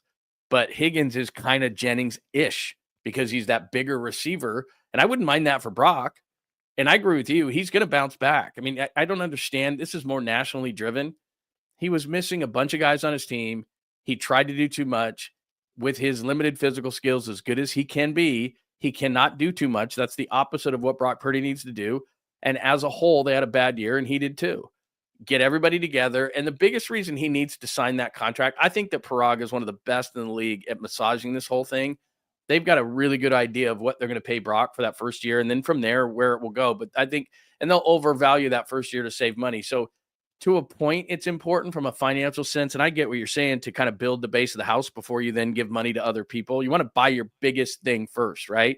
Because then you find yourself going, well, I have to have that, but then I just spent all the money on booze. Damn it. I just drank and did all this stuff, and now I got to pay rent. And I already drank all the booze. Now I'm short on rent. I mean, that's not the greatest analogy I've ever come up with, but you got to pay the big bills first is the whole point. An alcoholic would say those kind of things, but you got to pay the big bills first. I totally understand. But to me, the biggest reason why Brock needs to get in ASAP is because he was never on the same page with Ayuk, and he was never on the same page with Pearsall, and he was never, people think that that's overvalued when people have to understand that when it's 3rd and 4 and there's 2 300-pound men wanting to crush your face, and you've got to make a split-second decision, and maybe Brock can't see it. He's got to think to himself, all that work that I put in with Pearsall and Jennings and Ayuk, they're going to be where they're supposed to be. And I got to throw this thing sometimes blindly. And certainly in Brock's case, this is what made Brock great: anticipatory throws. So he's got to believe that he's going to make that throw. He doesn't know if Ayuk's open, but he sees that the safety's playing with inside leverage. So he's going to throw it outside. And Ayuk better read the same thing, and Ayuk better be out there. And the only way you do that is to do it in the offseason again and again and again. And when Ayuk cuts inside on a leverage that he should cut outside, Purdy throws the interception and then says to him, hey, bro, remember, we've worked on this. When Ayuk, even if it's just for the amount of time he was off last year, and with Pearsall not being in training camp, he was never on the same page with these guys. And they have to work it again and again every single year. And they never on the same page. So Debo can't get open. Ayuk's gone. Pearsall's not in camp. You just throw it up and hope Jennings can go get it. And Kittle's your really most consistent receiver, and you have no outlet out of the backfield to McCaffrey. And then people say, why do you have a bad year? And oh, by the way, the interior of the offensive line was laying its back half the time. And then it was, God, Purdy sucks. Why is Purdy not good? Why is Purdy throwing interceptions? Why is Purdy throwing into double coverage against the Rams down the right sideline? Because he has to do too much, and he's not on the same page. And the O-line's, you get all this. How about the people trying to say, hey, man, it's not the O-line's fault. Look, his average time to throw is 3.05. Last year it was 2.48. It's like, you morons. You watching the games? Holding on to the ball longer is not good. He's running to a new platform to try to buy more time because these things are breaking down. It's just easy to blame the quarterback. He was really noticeable in Week 7 against Kansas City. I mean, Spags sped him up. There's no question about it. Purdy at the end of the game was like, hey, man, he admitted. He was like, hey, he got sped up by Spags. That was as close as I've heard anyone say they saw ghosts. I mean, he was going down the Sam Darnold, I'm seeing ghosts thing. He didn't say it, but that's the kind of game it was, for sure. Yeah.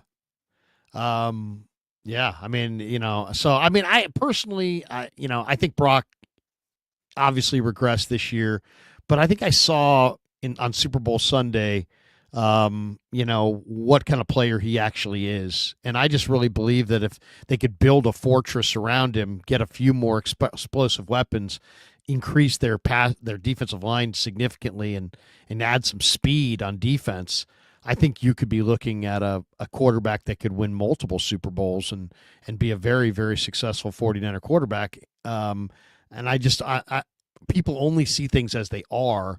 And right now he's operating behind a pretty mediocre line, if you want to call it that, with weapons that have big names but not a lot of speed, on a defensive line that's a shadow of what it used to be, with a defense that's relatively slow compared to what I would want to build. And I just think overall it's easy to point to Shanahan and Purdy because that's the head of the snake in the NFL. But in reality, it's probably a little bit more nuanced than that, to be completely fair about it. Couple of last things before we jump. The Warrior topic, let's talk about Luka and the NBA and the Warrior thing for a second. Before we get into the trades, I know people are going to bang on me for this, but I don't care. The beauty of having your own YouTube channel is you can do whatever the hell you want, and you can say whatever the hell you want, and ain't really nobody's going to stop you.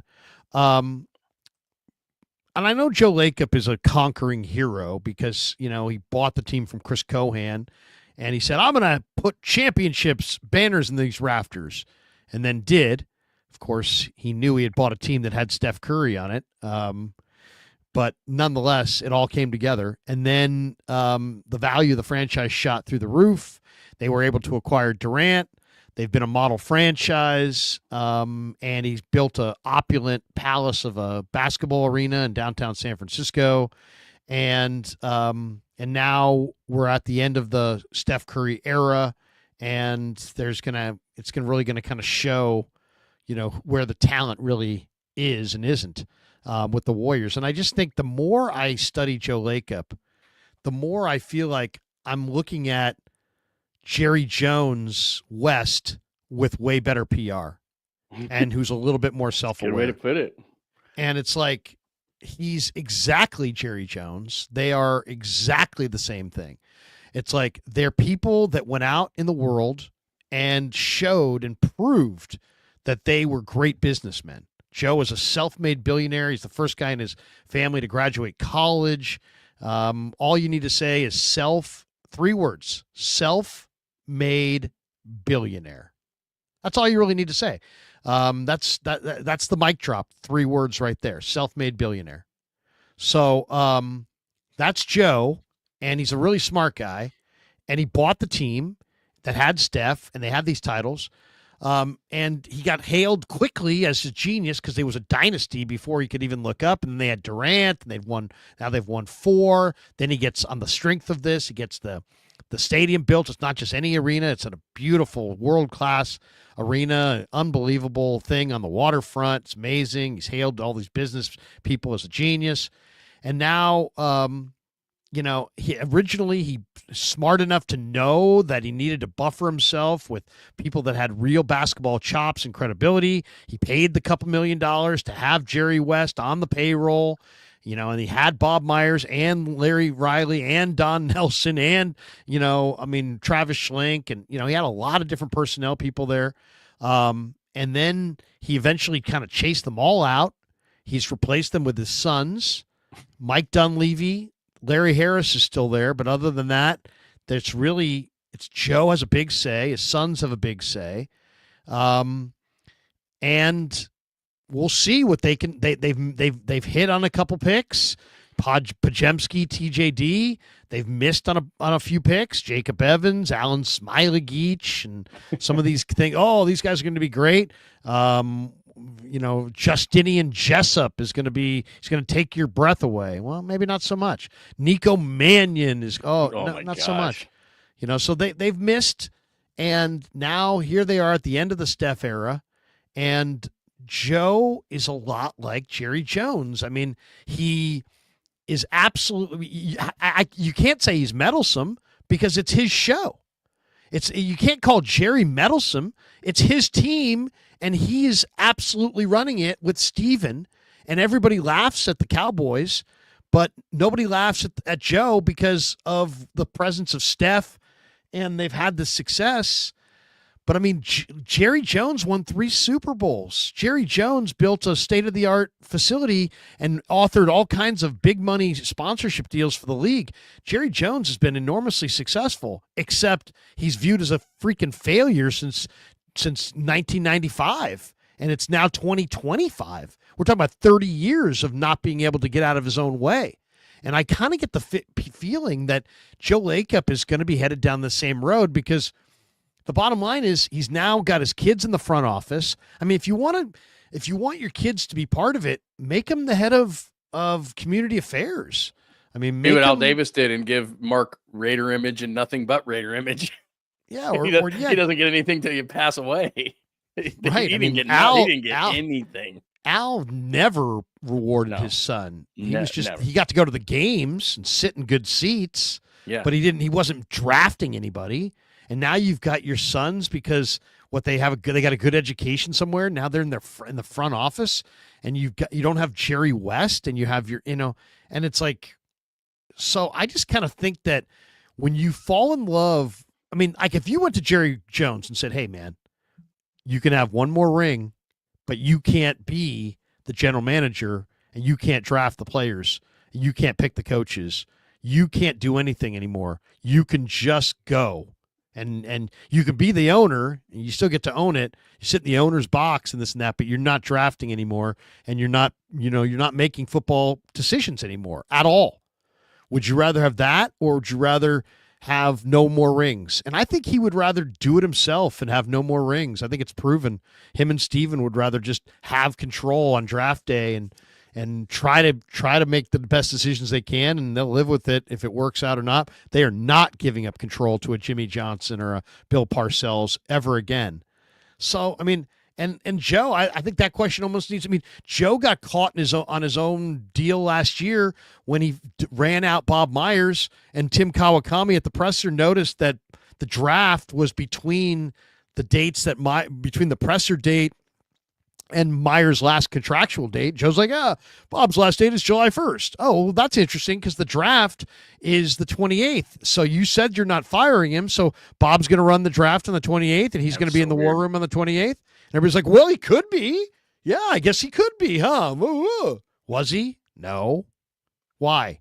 Because he wasn't. He didn't just leave on his own. They got rid of him.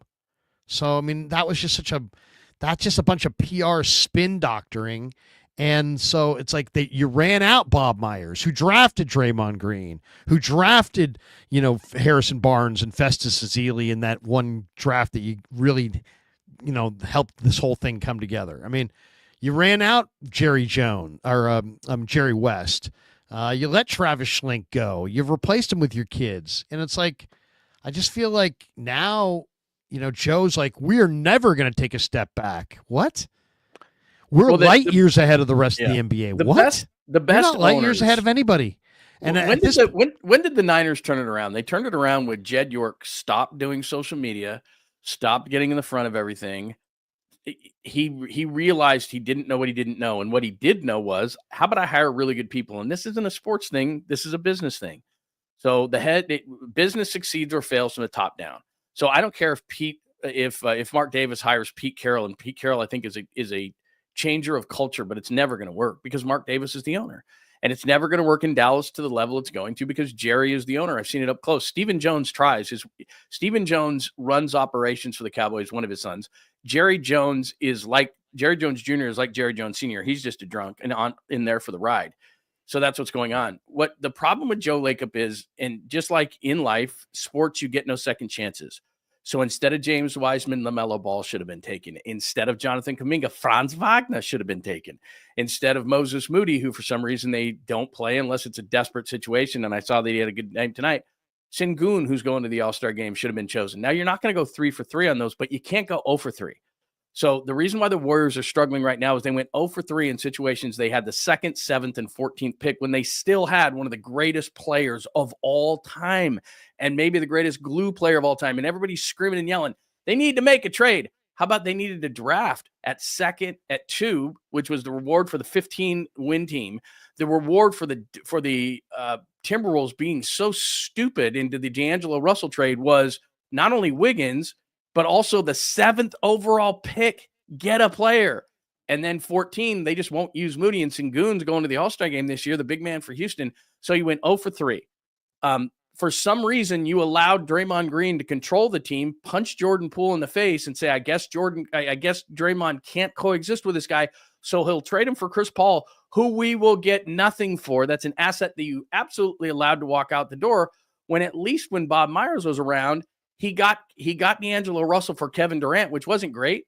But then D'Angelo Russell was a placeholder for that money, because if you don't have a placeholder, you lose the money in the league when you're over the cap.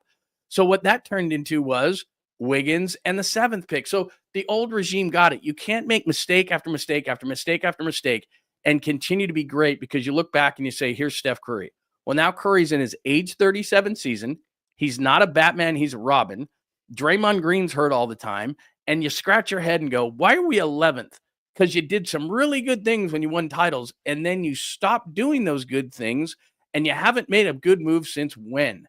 When was the last time the Warriors made a great move? A great move. It was the Wiggins trade, right? The Wiggins-Kuminga trade was the last time they did something outstanding. What was that? 4 years ago. I mean, you they had a can't good stand draft last year. They got TJD and Pajemski, and they picked 19 but and they're- 57. but- So but that, I'm just trying to be here's fair where to they them. screwed it up. Here's where they screwed that up. Then in the offseason, Pajemski and TJD are role players. They're good role players, but they're role players. They said that Pajemski was untouchable. And that's Joe Lacob, because nobody who knew anything about basketball would ever say that. So then Joe Lacob starts running the operation. Brandon Pajemski is untouchable. Brandon Pajemski takes charges, grabs a few rebounds, is a good rebounder for his size, can get hot by shooting the ball a little bit sometimes, but he's a bench, he's a 6th, 7th, 8th guy. Those guys aren't untouchable, Joe. So my whole point in saying this is, the minute Jed said, I know what I don't know, the Niners took off. All owners want, I don't know, rock stars want to be athletes, athletes want to be rock stars. You're an owner. You succeeded in business. Congratulations. You're not a basketball executive. You're not a football. It's way more complicated than that. I promise. It's So like don't people try to be devote their that. whole lives Right, to that's what trying they to be do. this, and then you just So you buy the think- team and think, right. I'll just So- do it. Right. Well, So you think You're because learning a pretty good lesson, aren't you? because you're the king of spacely sprockets that all of a sudden you turn around and you can be an NBA general manager. Do you know how good Jerry West was at that? Like, he didn't luck into it. So Joe now is saying now, and here's the pathetic part about today, is that Joe is scrambling his ass off to get Kevin Durant back. Why didn't you do that when you had Kevin Durant? He's scrambling around to get, hey, would LeBron come here? Hey, dude, the lights came on at 2:00. Everybody else got a date but you, and you're sitting there with the drunk girl who's passed out on the bar, and you're trying to revive her. It's too late, bro. Go home. Like Joe Lacob, go home. Well, not only that, he's going there's no after one the wrong left. players. Right. Why do you And look- keep going after these old players? You're Right. not. And You're putting enormous pressure to win, like, right now. And if you don't win right now, you're Well, cooked. but You're getting they rid of made assets to but get these here's guys. Here's what's going to happen this offseason. Get ready for a seismic shift, because you can see it in the way that Steph talks after games. Steph used to be positive, positive, positive. You couldn't get Steph to slip up. And he doesn't slip up because that's the wrong word, because he's the greatest CEO, potentially basketball player of all time. And just he's the greatest American Idol basketball player. Never screws up. Perfect CEO, great endorser, always smiling, can golf, can do that. He's everything. But the last couple of weeks, he's been relegated to the fact that this is just too big of a hurdle and they can't do it. And then I'm sure he and Durant and because the Lakers and the Suns and the Warriors were the 3 old man teams, and they were all just kind of going down the same path. All of a sudden, LeBron gets Luka. And by the way, if LeBron, I saw this today, if LeBron didn't get looped in on this deal, he gone too. Like, not now, but at the end of the season, we have this shiny new toy. I have a new girlfriend, and so LeBron's going to be gone at the end of the year, because this is going to be Luka's team, and he didn't even get looped in on it. So he's going to be gone at the end of the year, and Joe Lacob's going to scramble and try to get him. But Joe waited too long. He made too many mistakes. He didn't allow basketball people to make decisions. He said that Brandon Pajemski was untradeable, was untouchable. They blew picks at 2, 7, and 14. And I don't dislike Moody, and I think Kuminga might be good. But if you had even LaMelo Ball over James Wiseman, where would you be? I mean, the guy's averaging 28 a game. Steph is sitting there going, please get me a Batman. I'm a Robin. I'm not a Batman anymore. Like, get me somebody. And what was the point of trading Clay anyway? If you're going to ride this thing out and run the boat ashore, you might as well have just kept Clay. Like, Buddy Hield, really? Like, same thing I'm sure happened to you. Like, all these people from Sacramento were texting me when he got off to that hot start and went, you'll see. And now when he goes 1 for 12, you go, oh, I see what you're saying, because he does nothing else on the court. If he's not shooting, he's not rebounding, he's not passing, he's a shooter. he's not defending.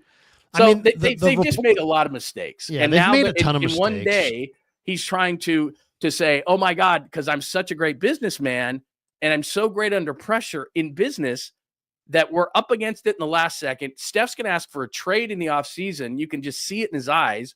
He's going to do it in a nice way, and he's going to do it behind the scenes and say, Joe, take all the time you need, get the PR people together, get the ticket people together, get the marketing team together to spin this. I'll be back in a couple of years to be the CEO of the Warriors, but right now I want to win. And so you can't do that. And so we're going to have to trade me, and we're going to have to figure out a PR spin and all these different things. And Joe is desperate, and now he's throwing everybody against the wall, when for years he was going, we can do both. I can outsmart everybody. We'll do young and old.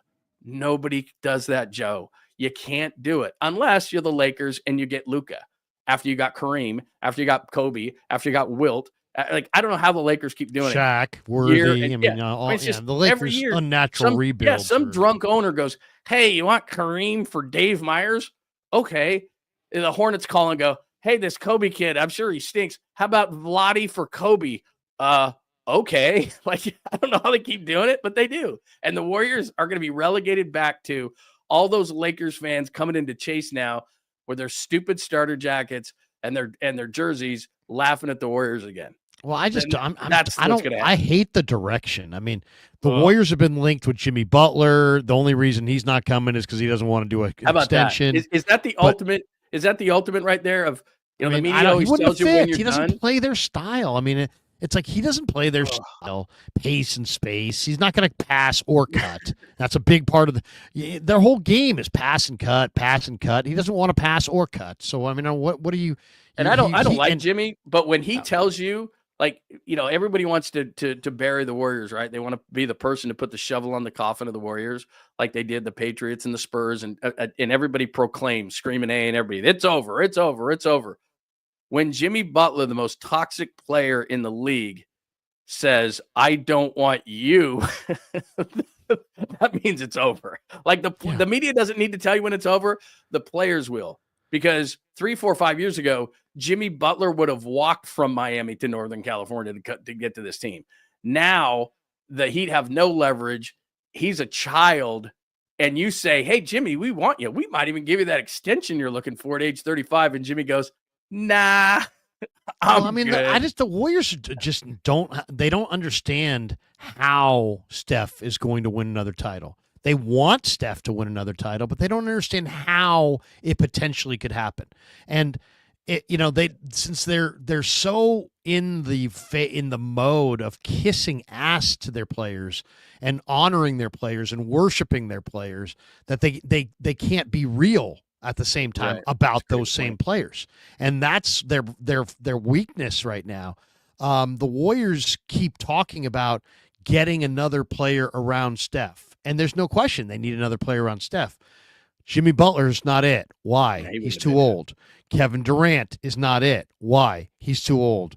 LeBron James is not it. Why? He's too old. Paul George is not it.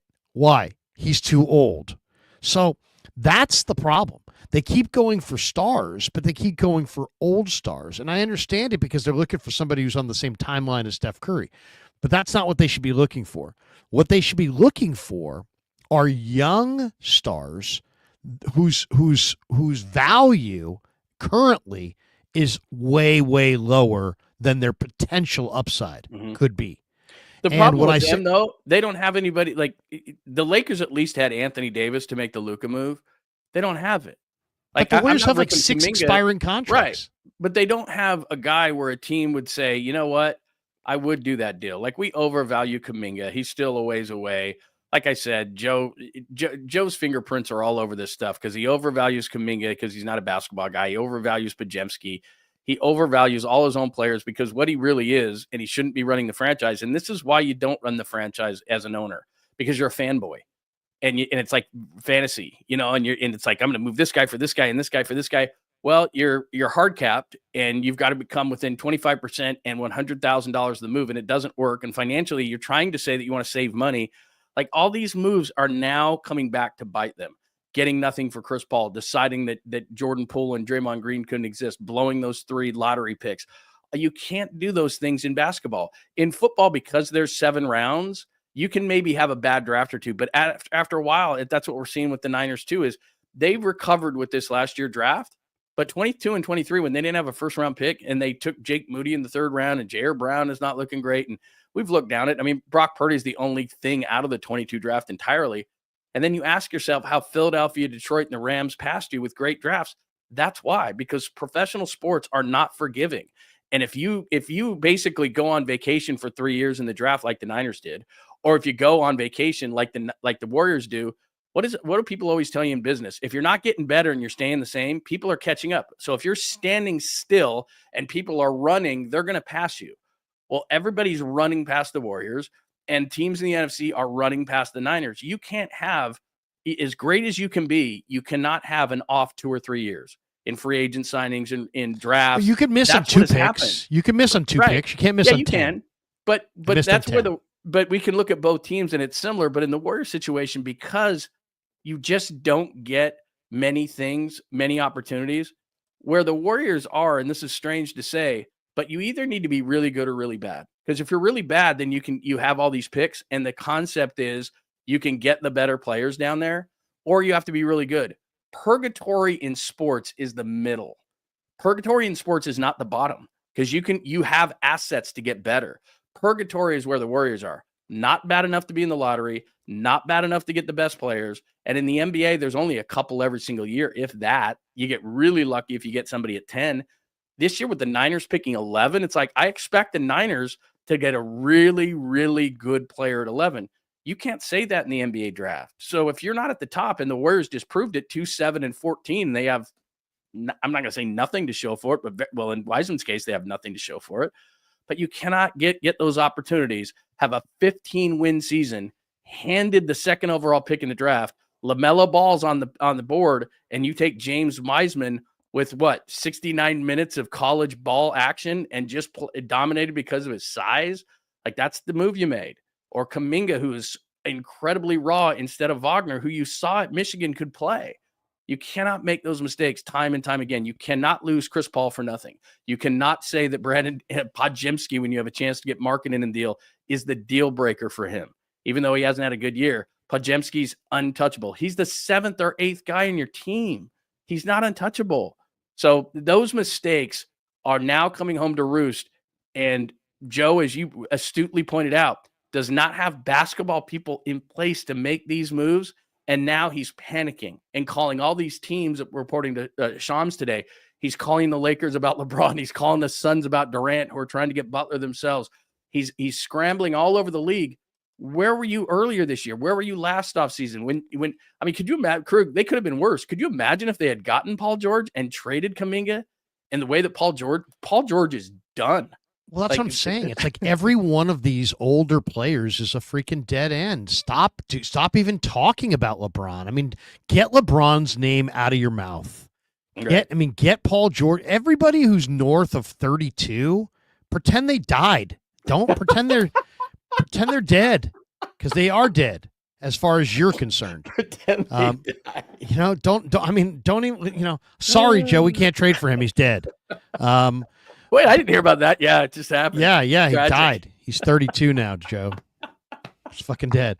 The NBA Central Twitter account says that the Warriors are showing interest in Zion Williamson and LaMelo Ball, according to Brett Siegel, who covers the NBA. And the quote was, the Warriors have made it their priority to get Steph Curry more help in order to make a serious playoff run late in his career, resulting in several superstar talents emerging as trade targets. Zion Williamson, Brandon Ingram, LaMelo Ball are among the vast group of all-star talents that the Dubs have internally discussed before the trade deadline. So I know they're discussing everything internally, but I mean, these names at least make sense. LaMelo Ball's 23. And if you want Steph to, last longer, get somebody who's really good, not Dennis Schroeder, on the ball, like LaMelo Ball, and play Steph off the ball as more of a 2 to LaMelo's 1. That actually is a game plan. Getting Zion Williamson, who just got a new agent. His agent is Walnut Creek's own Bill Duffy.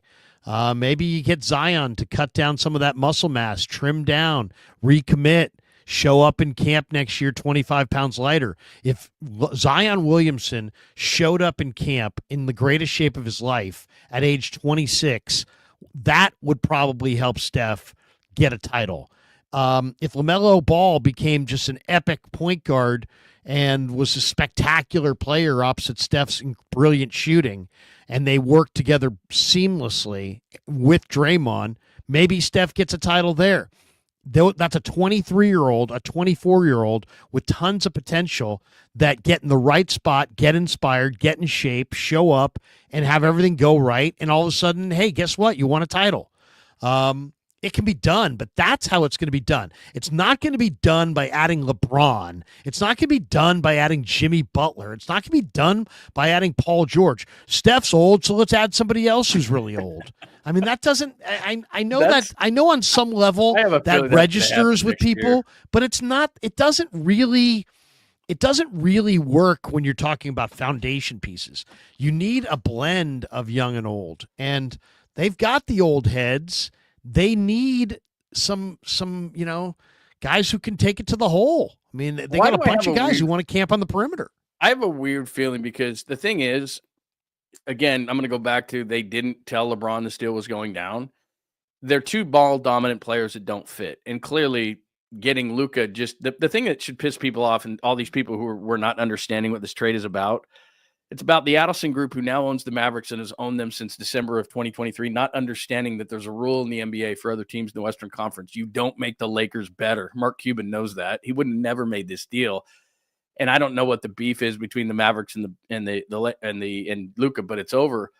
But what's going to happen is Steph is either going to get traded in the offseason, as I said, and there's going to be a big PR thing, and it's going to be nice and everything. He's so great, and he's going to come back in a couple of years. Or, like you said, I think LeBron's going to get shopped because I think that short term the Mavericks could be better. But again, you just hit the reset button on the Lakers for the next 12 to 15 years. Just when we were about ready with the countdown to send LeBron off, the Lakers just got relevant again. And that's what the people are like, well, Anthony Davis is really good. He is. But you just gave them a superstar in his prime, and you just hit up on Zion Williamson. You watch. Luka's got this pasty skin, and he's been eating a bunch of Texas barbecue. He's going to trade it in for some salmon, a nice salad, a kale shake. He's going to get some vitamin D, and all of a sudden, Luka hasn't even reached his pinnacle yet. He's 25. He's going to get better, and he just carried the Mavericks to the NBA Finals. Like, it blows my mind they did that. But back to the LeBron and Luka don't fit. So if LeBron wants to play beyond this year, it won't be for the Lakers because they already have their dominant one guy that is impossible to find. That number one guy for your team, the Steph Curry, the LeBron James, the Kevin Durant. It's impossible to Giannis. It's impossible nearly to find that guy. And the Lakers were just gifted that guy. So now what that did to the Warriors is I'm sure Curry called Joe and said, where's my Luka? Where's my guy? Like the Lakers did it. Where's my guy? And Joe's freaking out and scrambling all over the place, and he can't find them because they don't exist, and you don't get them, and they don't get handed on a platter to you. So I think that Luka is actually going to be better. He's only 25. He's not even in shape. He looks like Mahomes on the basketball court. He's a total dad bod. He jumps around. He flops like a fish. He's worried about everything, but he's going to go there and get dedicated, and he's going to be a great player, and everyone's going to go, oh, that's why you don't trade guys like that in their prime. But now, but what's going to happen, and it's the part that's scary is what you said, is LeBron's going to go, it's not my team anymore. It's not my ball anymore. Luka needs players around him who can shoot. LeBron needs to dominate the ball and players around him that can shoot. Luka's going to go, give me the ball, LeBron. Go get open somewhere. LeBron's not a shooter. So, the Lakers this year might not be as what everybody thinks they're going to be, but when they get rid of LeBron, put the right players around Luka, he can carry him to a finals, and then LeBron's going to be sitting out there. And what do you think Draymond and Curry are going to do? Joe, either get us LeBron or we want out. That's going to be the summer. And then it's going to be up to Joe, who I think is going to say, well, Chase is the place that Curry built. I got to go get him LeBron. And now we're stuck with LeBron. I can just see that this offseason. LeBron and Curry for one final run and all the marketing around it. I'll root against it. I'll root against them. I'm a lifelong Warrior fan. I was a World B. Free fan. I was a Bernard King fan. If like LeBron shows up, I will root against the Warriors that year. Will? No, you I will. I'll be a Kings fan for a year. I'll light the beam. I'll light the fucking beam. That's what I think is going to happen. I really think that's going to happen. Either they're going to trade Curry and have to, that's going to be a real fun thing and do all the spin around it because Steph's like, I'm not playing on this mediocre team. He's already said it publicly. And then, or it's going to be the ball ain't big enough for both Luka and LeBron. We know that. LeBron, they've made their choice. They're both ball dominant. LeBron's going to get traded, and Steph is going to go to Joe and go, either you trade me or you get me LeBron. That's it. Can I make? I don't make a lot of predictions. I need to do more predictions. Yeah, come on, do more predictions. That equals big ratings. I'm going to do a prediction. And I'm folding up a piece of paper so I can use it as a prop. What, like Johnny Carson used to do? Yeah. Yeah, there you go. Is it The great like Karnak. that, or do I have to? The great Krueg. I think it was Was it the great Karnak? I forget exactly what he did with the paper, but Somebody just said Larry hates the beam. They're not buying it for a second. seriously, I do hate the beam. If my Warriors, Joe, listen to me and listen to me good. You add LeBron, you lose Krueger. That's all not right. good. That's not a good All trade. right. You want to trade? You want to add LeBron and lose Krueger? Maybe it's a 2-for-1. Maybe you're getting both. Maybe you're getting 2-for-1. You're getting rid of Krueger and you're adding LeBron. This Warrior fandom is not big enough for me and LeBron. It's either me or it's LeBron. If it's LeBron, you can't have me. I'm going to the beam. If it's me, then we go forward. We're very happy. God bless you. Bless everybody. Good luck, Warriors. So LeBron, it's time for me to go light the beam. So you could maybe next to the Krug light back there, maybe put a little Kings light or something, or a small one, just to indicate to everybody you're a Kings fan. That would be cool. You and Logan Webb could go to games. I got a friend that lives down the street that's got court sides. Dude, I'll start. You want to go to the Kings game? I'm like, no, I don't. I don't want to go. I'll head out to Rockland just for the hell of it. Apollo Cruz says, Larry going to wear his Chris Webber Kings jersey. Let's ride. Kyle McKiernan says, my wife's listening and she's like, I have to take out the trash. I said, okay, then. This is no different than regular sports radio when you get in your car and you've been listening to sports radio and your wife's like, what do we listen to? And you're like, okay, I'll change. Yeah, seriously. Like, you don't fight that. Like when you're in your car by yourself, it's cool, but your significant other gets in, we're gone. Oh, I've had people say, Krug, I bring you to bed with me. I'm like, oh my God. No wonder you're probably not getting any action ever. Dusty. I was thinking we were thinking about getting down, and then we started listening to your show. It's like Barry and we decided we weren't in the mood. Can you imagine? Ooh, how's it go? The Krug show. There's no way. It's not right happening. When you guys were talking about the cap was right at the moment of passion. She looked at me and said, come get me, you big lug. And right then, John was breaking down the cap. And I said, she said, should I turn it off? I said, no, I want to hear John break down the cap. Larry's talking 7th rounders and Lund is talking about Myles Garrett to the Niners. I've never been so when roused. He said Savion Jones is a beast. My wife said, you're a beast, Hal. Get over here. Seriously, my wife. I've got just like you, my studio is separate from the house, just like you. And if I'm on the air, like we finally have a thing now. And if I'm she won't even come near. Like she used to at the beginning, she'd sit in the couch and like, oh, cool, Nah. I was going to make a prediction though. Here we go. Jay Mills says women get real turned on when you talk in your bulky voice. Baby, let me buy you a drink. How about I'll buy money getting paid by the Jags for doing nothing? I got a lot of that Doug Peterson cash. I'm gonna get you a whiskey sour. Get her a Trevor Lawrence. I call it a Trevor. I call it a Trevor. So it's because that kid made me drink a lot of whiskey and I was awfully sour. I'm telling you, you're bulky. It's come a long way. A long way. In a good way. Now here's my prediction. The NBA trade deadline is when? Thursday? 6th. What's today? The 3rd? Tomorrow's the 4th. Yeah, Thursday. There has been no less than 20 to 30 different rumors connected the Warriors to different guys. No kidding. I will make a prediction. The Warriors will trade for Zion Williamson. You think so? I think Zion Williamson will be a Warrior. They will figure out a way. They will look at all these old guys, and then they will come to their same consensus, which is if they can get Zion right, his agent is Bill Duffy here in Walnut Creek. He just went to Bill.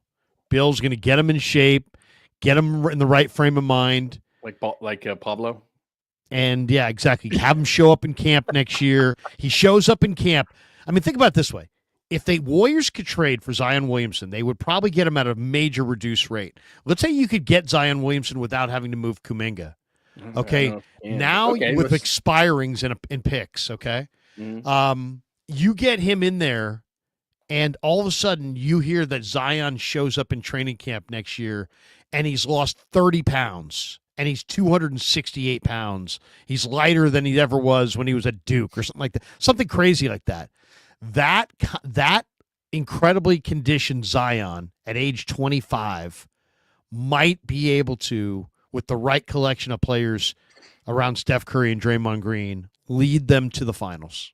That if I'm going to get back to the finals, I'm going to do it with somebody who has the ability to. I mean, Zion Williamson 1 year ago was scoring like 27 points and 14 rebounds in the play-in tournament, in the play-in round. He had a huge play-in game. That was not that long ago. And it's like, you get him next year lighter and back here. I think Zion comes to the Warriors, has a whole new chapter, and I think that's the move they make. Okay, would you give up this? I just did a trade machine. Can you see that? So what they're doing, he makes 36 million. Trade, but I can't. You just tell me what it Okay, is. so here it is. So he makes 36 million. So you got to match the salaries, right? Right. So you got to. Wiggins has got to be in the deal. Wiggins makes 26. So you need 10. First of all, Wiggins is having a really good year. All right, Wiggins having a very good fine. year. You got to pay to play. Yeah, you do. So Wiggins has got to go because Wiggins is okay. But just by the way, he's got to be in the trade. For the Warrior fans to be like, hey, we don't want to move Wiggins. You have been dying to move Wiggins for 2 years, and he wasn't playing well enough. Now he's playing well enough, and instead of being like, okay, we'll move him, now you're falling in love with him again. No, don't fall in love again. Move Wiggins. Okay, go ahead. Okay, so Wiggins has to be in it. Zion makes 36 and a half. Wiggins makes 26. He's got to be in it. The other two pieces, if you don't want to move, Kuminga, I understand. Let's say it's Moses Moody. Yeah, okay. I put Moses in the trade. He's going to want him. They're going to want him. Moody. So it's Wiggins, Moody, and Podziemski makes 3-5 to make it a match. So Wiggins, Moody, Podziemski for Zion. Done. Did you do that deal? Yes. And you keep everybody I mean, Moody's hardly in the rotation. You might be able to do it without Podziemski if you didn't expire an extra If I'm New Orleans, I'm just trying to think the other side of it. If I'm New Orleans and I'm going to move Zion, remember, he's not 35, he's 24. 24. So if I'm moving a 24-year-old who has the potential that he does, right? And I'm young players. And I'm not getting Kuminga, who is the player that they probably want. Then Wiggins is even though he's having a really nice year, he's kind of a throw-in. Moody you're not using anyway, and I think he'll be good. I think with the Pelicans he'll average 17 points a game because they're actually going to play him and he can play. But you're not using him, so what the hell do you care? And Podziemski, you're kind of down on because he's hot and cold. And, yeah, he's a real scrapper. I like it. But now all of a sudden you have Zion Williamson to build around. Curry, Green, Schroeder. I'd move Schroeder if I could. No, I think Schroeder you try to move in a different deal. Yeah, Kuminga you kept. So basically your starting lineup becomes obviously Steph is in the backcourt. You've still got Schroeder. He starts, I guess. Zion is up front. Draymond is up front. And what else? You don't have a big, really. Yeah, you have big. Don't you have Looney and Post and TJD? You have TJD. Yeah, you could start, and you start TJD, and Kuminga comes off the bench. I was trying to think Kuminga, but your front court is TJD, Green, and Zion. Your back court is Curry and Schroeder, and you have a pretty good bench still. You still got Kuminga coming off the bench. You got Peyton coming off the bench. All that kind of stuff. And some of these could be expirings that could be valuable. I mean, some of these teams actually do like the expirings. They just want to get a million picks. If I'm the Warriors, though, here's the problem. If I'm the Warriors, and I know I just got Zion in that scenario, I got Zion. I wouldn't mind throwing some expirings for Cam Johnson. I don't want to. If I'm the Warriors, knowing that Steph is in his age 37 season, Draymond's I know people don't want to give up Kuminga. I don't want to give up the picks because when you hit rock bottom, and you will hit rock bottom. Sports is like gravity. At some point, maybe the Dodgers are the exception. Like, is it ever going to come down? You got to have the picks. But it comes down. And so you throw it up, it comes down. So the Warriors the ball's coming down. And if you don't have picks, you are screwed. You're screwed. You don't have picks. You can't get better. There's no other way in the league unless you go total rock bottom. But then when people go total rock bottom, and this is the problem that the Bulls faced after they lost Jordan. Well, people will come here. Players will come here. We'll just get cap room. We'll just ditch everybody and we'll get cap room. Nobody wants to play for your terrible team, except for the Ben Gordons of the world. And I mean, that's what they did. They went out and got Charlie Villanueva and Ben Gordon, and these guys. It was like, yeah, you've got cap room, but it's crap. No one wants to play for your team. Don't you understand that? And so these teams are perpetually losing because like these teams that are in purgatory because they don't have picks, like you said, Brooklyn, all these teams, and they're trying to scramble again. to trade pieces. And, you know, like if I hear Cam Johnson's name or somebody of the equivalent one more time, I'm going to vomit. Like that's rearranging deck chairs on the Titanic, man. He was in Phoenix and did nothing. And all of a sudden he goes to a really bad team. That's what you and I were saying about Schroeder.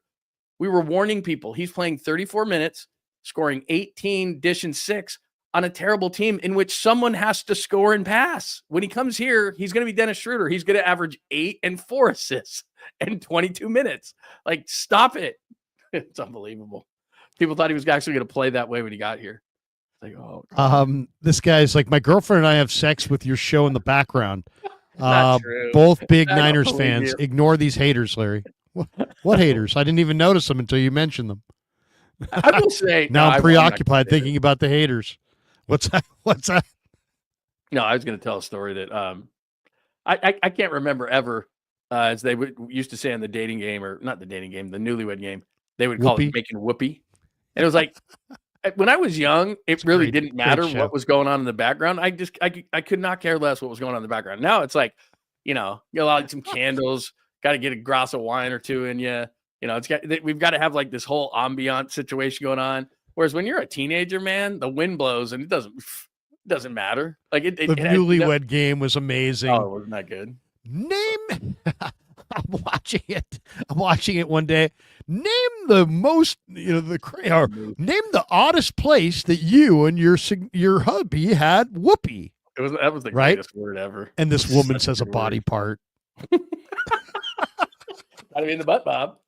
Yeah, that was such a great Do you line. remember that? It's the It's greatest line classic. maybe in game show history. Is I that when know, Bob just- Eubanks said, "Where was the weirdest place you made whoopee?" And the contestant said, "It's got to be in the butt, Bob." He was asking for like a place, like we were in a Like, bathroom stall at a we seedy were- bar or something, you know. We were in the study. And she We were says, in the "Gotta be study. in the butt. It's got to be in the butt, Bob." Like, wow, Classy. wow. Classy. That's my wife. Unbelievable, Thank you. man. But All right. look, man, if the sound of your voice is somehow working as an aphrodisiac for your viewers or listeners in this case, more power to you, Krug. If the Trent Baalke is arousing people in your audience, Right. that is straight to the top kind of stuff. It's probably more than my Trent Baalke than my Barbieri. I don't think. I think it would be really hard. Tom. Yeah, your Ralph is pretty good though. Oh Gotta yeah. admit, your Ralph is pretty good. By the Krug, way- Krug, I got a quick question. Do you have a bookie? Somebody I can get some bets down with? I'm like, yeah, Ralph. I Have got a you been Becky. working on your voices? That's outstanding. I got a bookie. Yeah, I got a bookie. You want me to hook you up, Ralph? Yeah, I really would, man. I love betting these games. I really do. I love betting them. I don't always win, but I love to bet. Ralph, hey, no problem, Ralph. I'll set you up with my guy. Hey, Ralph, one quick thing though. My guy pays. And he's like, good. Oh yeah, good. That's good. That's good. It's always good to know. And I go, but Ralph, my guy collects. Yeah, he definitely collects. And he goes, and then Ralph goes, oh. It's like, You know what I mean? oh. You I'm know like- what I mean? He absolutely. I'm like, my guy pays every time, on time. He's like, oh, that's great. That's great. But my guy collects on time every time. And he's Pretty like, good. oh. I'm like, yeah. So unless you plan on paying my guy, you can't use my guy. I would And agree he's like, with you. you know. Oh, I so go, he was because acting guess what as if- happens, Ralph? I go, guess what happens, Ralph? If you don't pay my guy's probably going to come visit you. But guess what happens if you're not home? He's probably going to come visit me. Yeah. So how about you pay him if you lose? And he's like, Okay, no problem. I'm good for it. That's one of the best things Vegas ever did is when everything exploded with the apps, they would make you go in to put cash down. They wouldn't take credit cards. They just make, like, if you wanted to fill up your app when you're down there, you had to make one trip down to the sports book, just one, so they could like see your face, like, okay, you're legit. And then you could fill it up however you wanted, but they made you put down some cash. It's like, oh, okay, we got you on camera. So if this thing all goes haywire, you're in trouble. right. By Exactly. the way, everyone's talking. I see a lot of people talking about Tom. Very soon, I'm hearing on Tom making an appearance and doing some things. Very soon, I hear. So that's good. We'll have to try to I'm get him hearing on. that as well. I'm hearing Yeah, that we're as well. hearing You some might stuff. see Tommy Well, soon. T Hearing come into a YouTube near you. Yeah, So we'll very see. soon. We'll see. Will he be on the same YouTube that we're on? No. Just some ridiculous moronic question that just like reveals you're a total fool. Will he have his own YouTube, or would he have? Anyway, I know we got this one. Tom needs someone like Kevin, because I had Greg on the other day. Love of God, man. He didn't know how to work his mic, so it was like, if I stood across the room and did your show, right? That's what it sounded like. I was like, Yeah. You got a microphone handy? He's like, I'm talking. I'm like, yeah, you're talking into your iPad or something. So Tom is, and again, Tom's brilliant. Tom's very smart, but he's going to need someone to help with the technological side of things. I'm pretty sure That's what he's got. Our good friend Ogden's going to be helping him, I believe. Who's helping Ogden? Exactly. Who's going to help the helper? All right, that is going to do it for us. Thanks to Pig and a Pickle, the best barbecue in all of Northern California. The other day, weren't you? I heard you talking about it. Yeah, we just did a meet and greet there on an AFC Championship or NFC Championship game. I was there.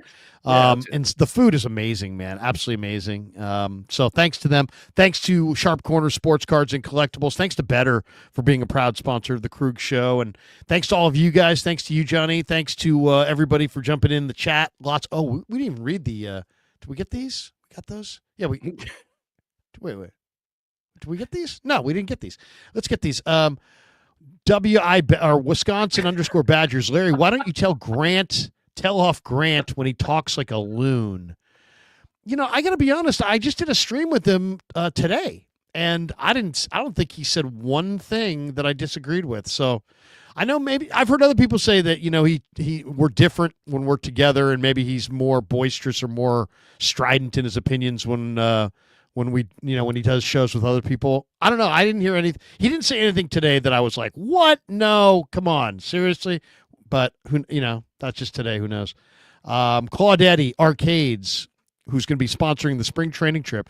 And by the way, we're going to spring training. We are looking for 2 more sponsors. So if anybody would like to sponsor the spring training trip, just DM me or get a hold of me somehow on any of the social media platforms and tell me about your business. And if it's a fit, it's got to be a good fit for the show and everything. But if it's a fit and we don't have conflicts, we can take on a couple more sponsors just in March for the spring training trip. So, and it will be advertising throughout the month of March for anybody who sponsors our trip to Scottsdale, which will happen in the month of March. So, but Claudette says in Claudette's Arcades, Claudette's a sponsor in the month of March, and we appreciate that. He says, trade Bosa, Ricky Pearsall, and J.P. Mason for Myles Garrett and David Njoku. Keep our number 11 pick and trade back, as LK mentioned. Still can snag legit defensive tackle, O-line, and running back with those picks. Bosa, Pearsall, and JP. It would take more.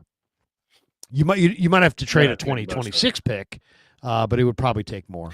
Pearsall, I don't think has a lot of value right now. He's got to build it up. JP's a restricted free agent, so until you sign him, you can't trade him. Yeah, you could trade him after you signed him. Yeah, you could. That would be an option, maybe. Yep. Flav says, I feel like the Rams are getting rid of Cooper Kupp to get T. Higgins. They will probably go all in for Stafford's last year. You know what, Flav? I think Flav could be onto something there. I think he might be right. Yeah, it's too bad the injuries took Kupp away because he was a pain in the butt to the Niners. By the way, in 10 games against the Niners, they were 2-8 with him. It was just that NFC Championship game. He had 11 for 142 and 2 touchdowns. That's the only game he really killed the Niners. He was good. I mean, he was really, really good. Oh, that last drive though, man, you knew the ball was coming his way. Yeah, couldn't stop it. Could not stop it. James Foster says God stuff, but I think he meant God stuff. I think he meant good stuff. He meant God stuff because that's the kind of work we've been doing tonight. God's work. This sports talk stuff is God's work. This is what God wanted. You would have thought God would want more. Joe Lakeup is God's work or God's stuff.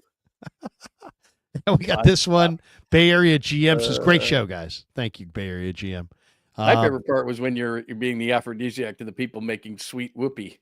Oh, yeah. In the background, apparently.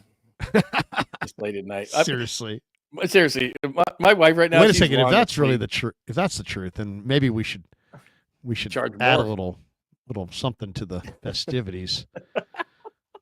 I don't want to. Classic. They're really gonna be getting down here. Oh, there we go. See, now that's better, Krug. If you run this during the whole show, remember what was his name with the scratchy voice? Scott, what's his face? Scott Farrell. Scott Farrell. Hey, you're the man tonight. How can I be the man? You're the man. He would have like Metallica going on in the background. I was like, dude, you got this gravelly voice. You got Metallica rocking. I can't even hear what you're saying. And then you like bring a collar on or something, and you're like, oh. Did I ever tell you my Scott Farrell and I partied together Let me tell you a story. Scott Farrell and I partied together in New Orleans. He was nuts. at the NAB in 1994 when he was rolling really fat, and it was in Pat O'Brien's, and they had a room up top, and they only allowed you up if you had a ticket to the party, and so it was this killer party upstairs, and it was catered, and all these people. DC was his like guy, Darren Chan. Oh yeah, he was Scotty's guy. And DC saw me and I was down there. He's like, yeah, Krueger come up. I came up, and I mean, I'm up there. There's like, do you remember the Fabulous Sports Babe? Oh yeah, the ESPN. She's doing the mornings on ESPN. What was her name? Linda Nancy. or her name was Nancy Donnellen. Nancy.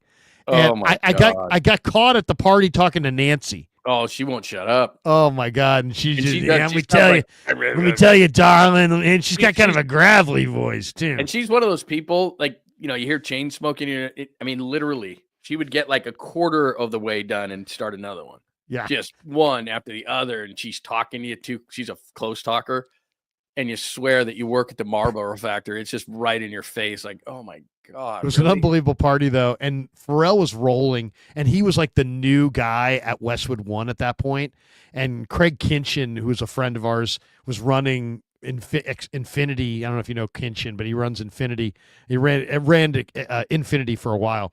But he had hired Scotty, and Scotty was in the honeymoon phase, and there were so many Westwood One executives just patting him on the back, telling him the guy could have literally took a dump on the console, and they would have been like, "Oh, look at the way he took that dump! It was amazing. You're an amazing talent." I mean, they were in that phase of like just absolutely loving up on him, and he had this huge party at Pat O'Brien's in the middle of the courtyard.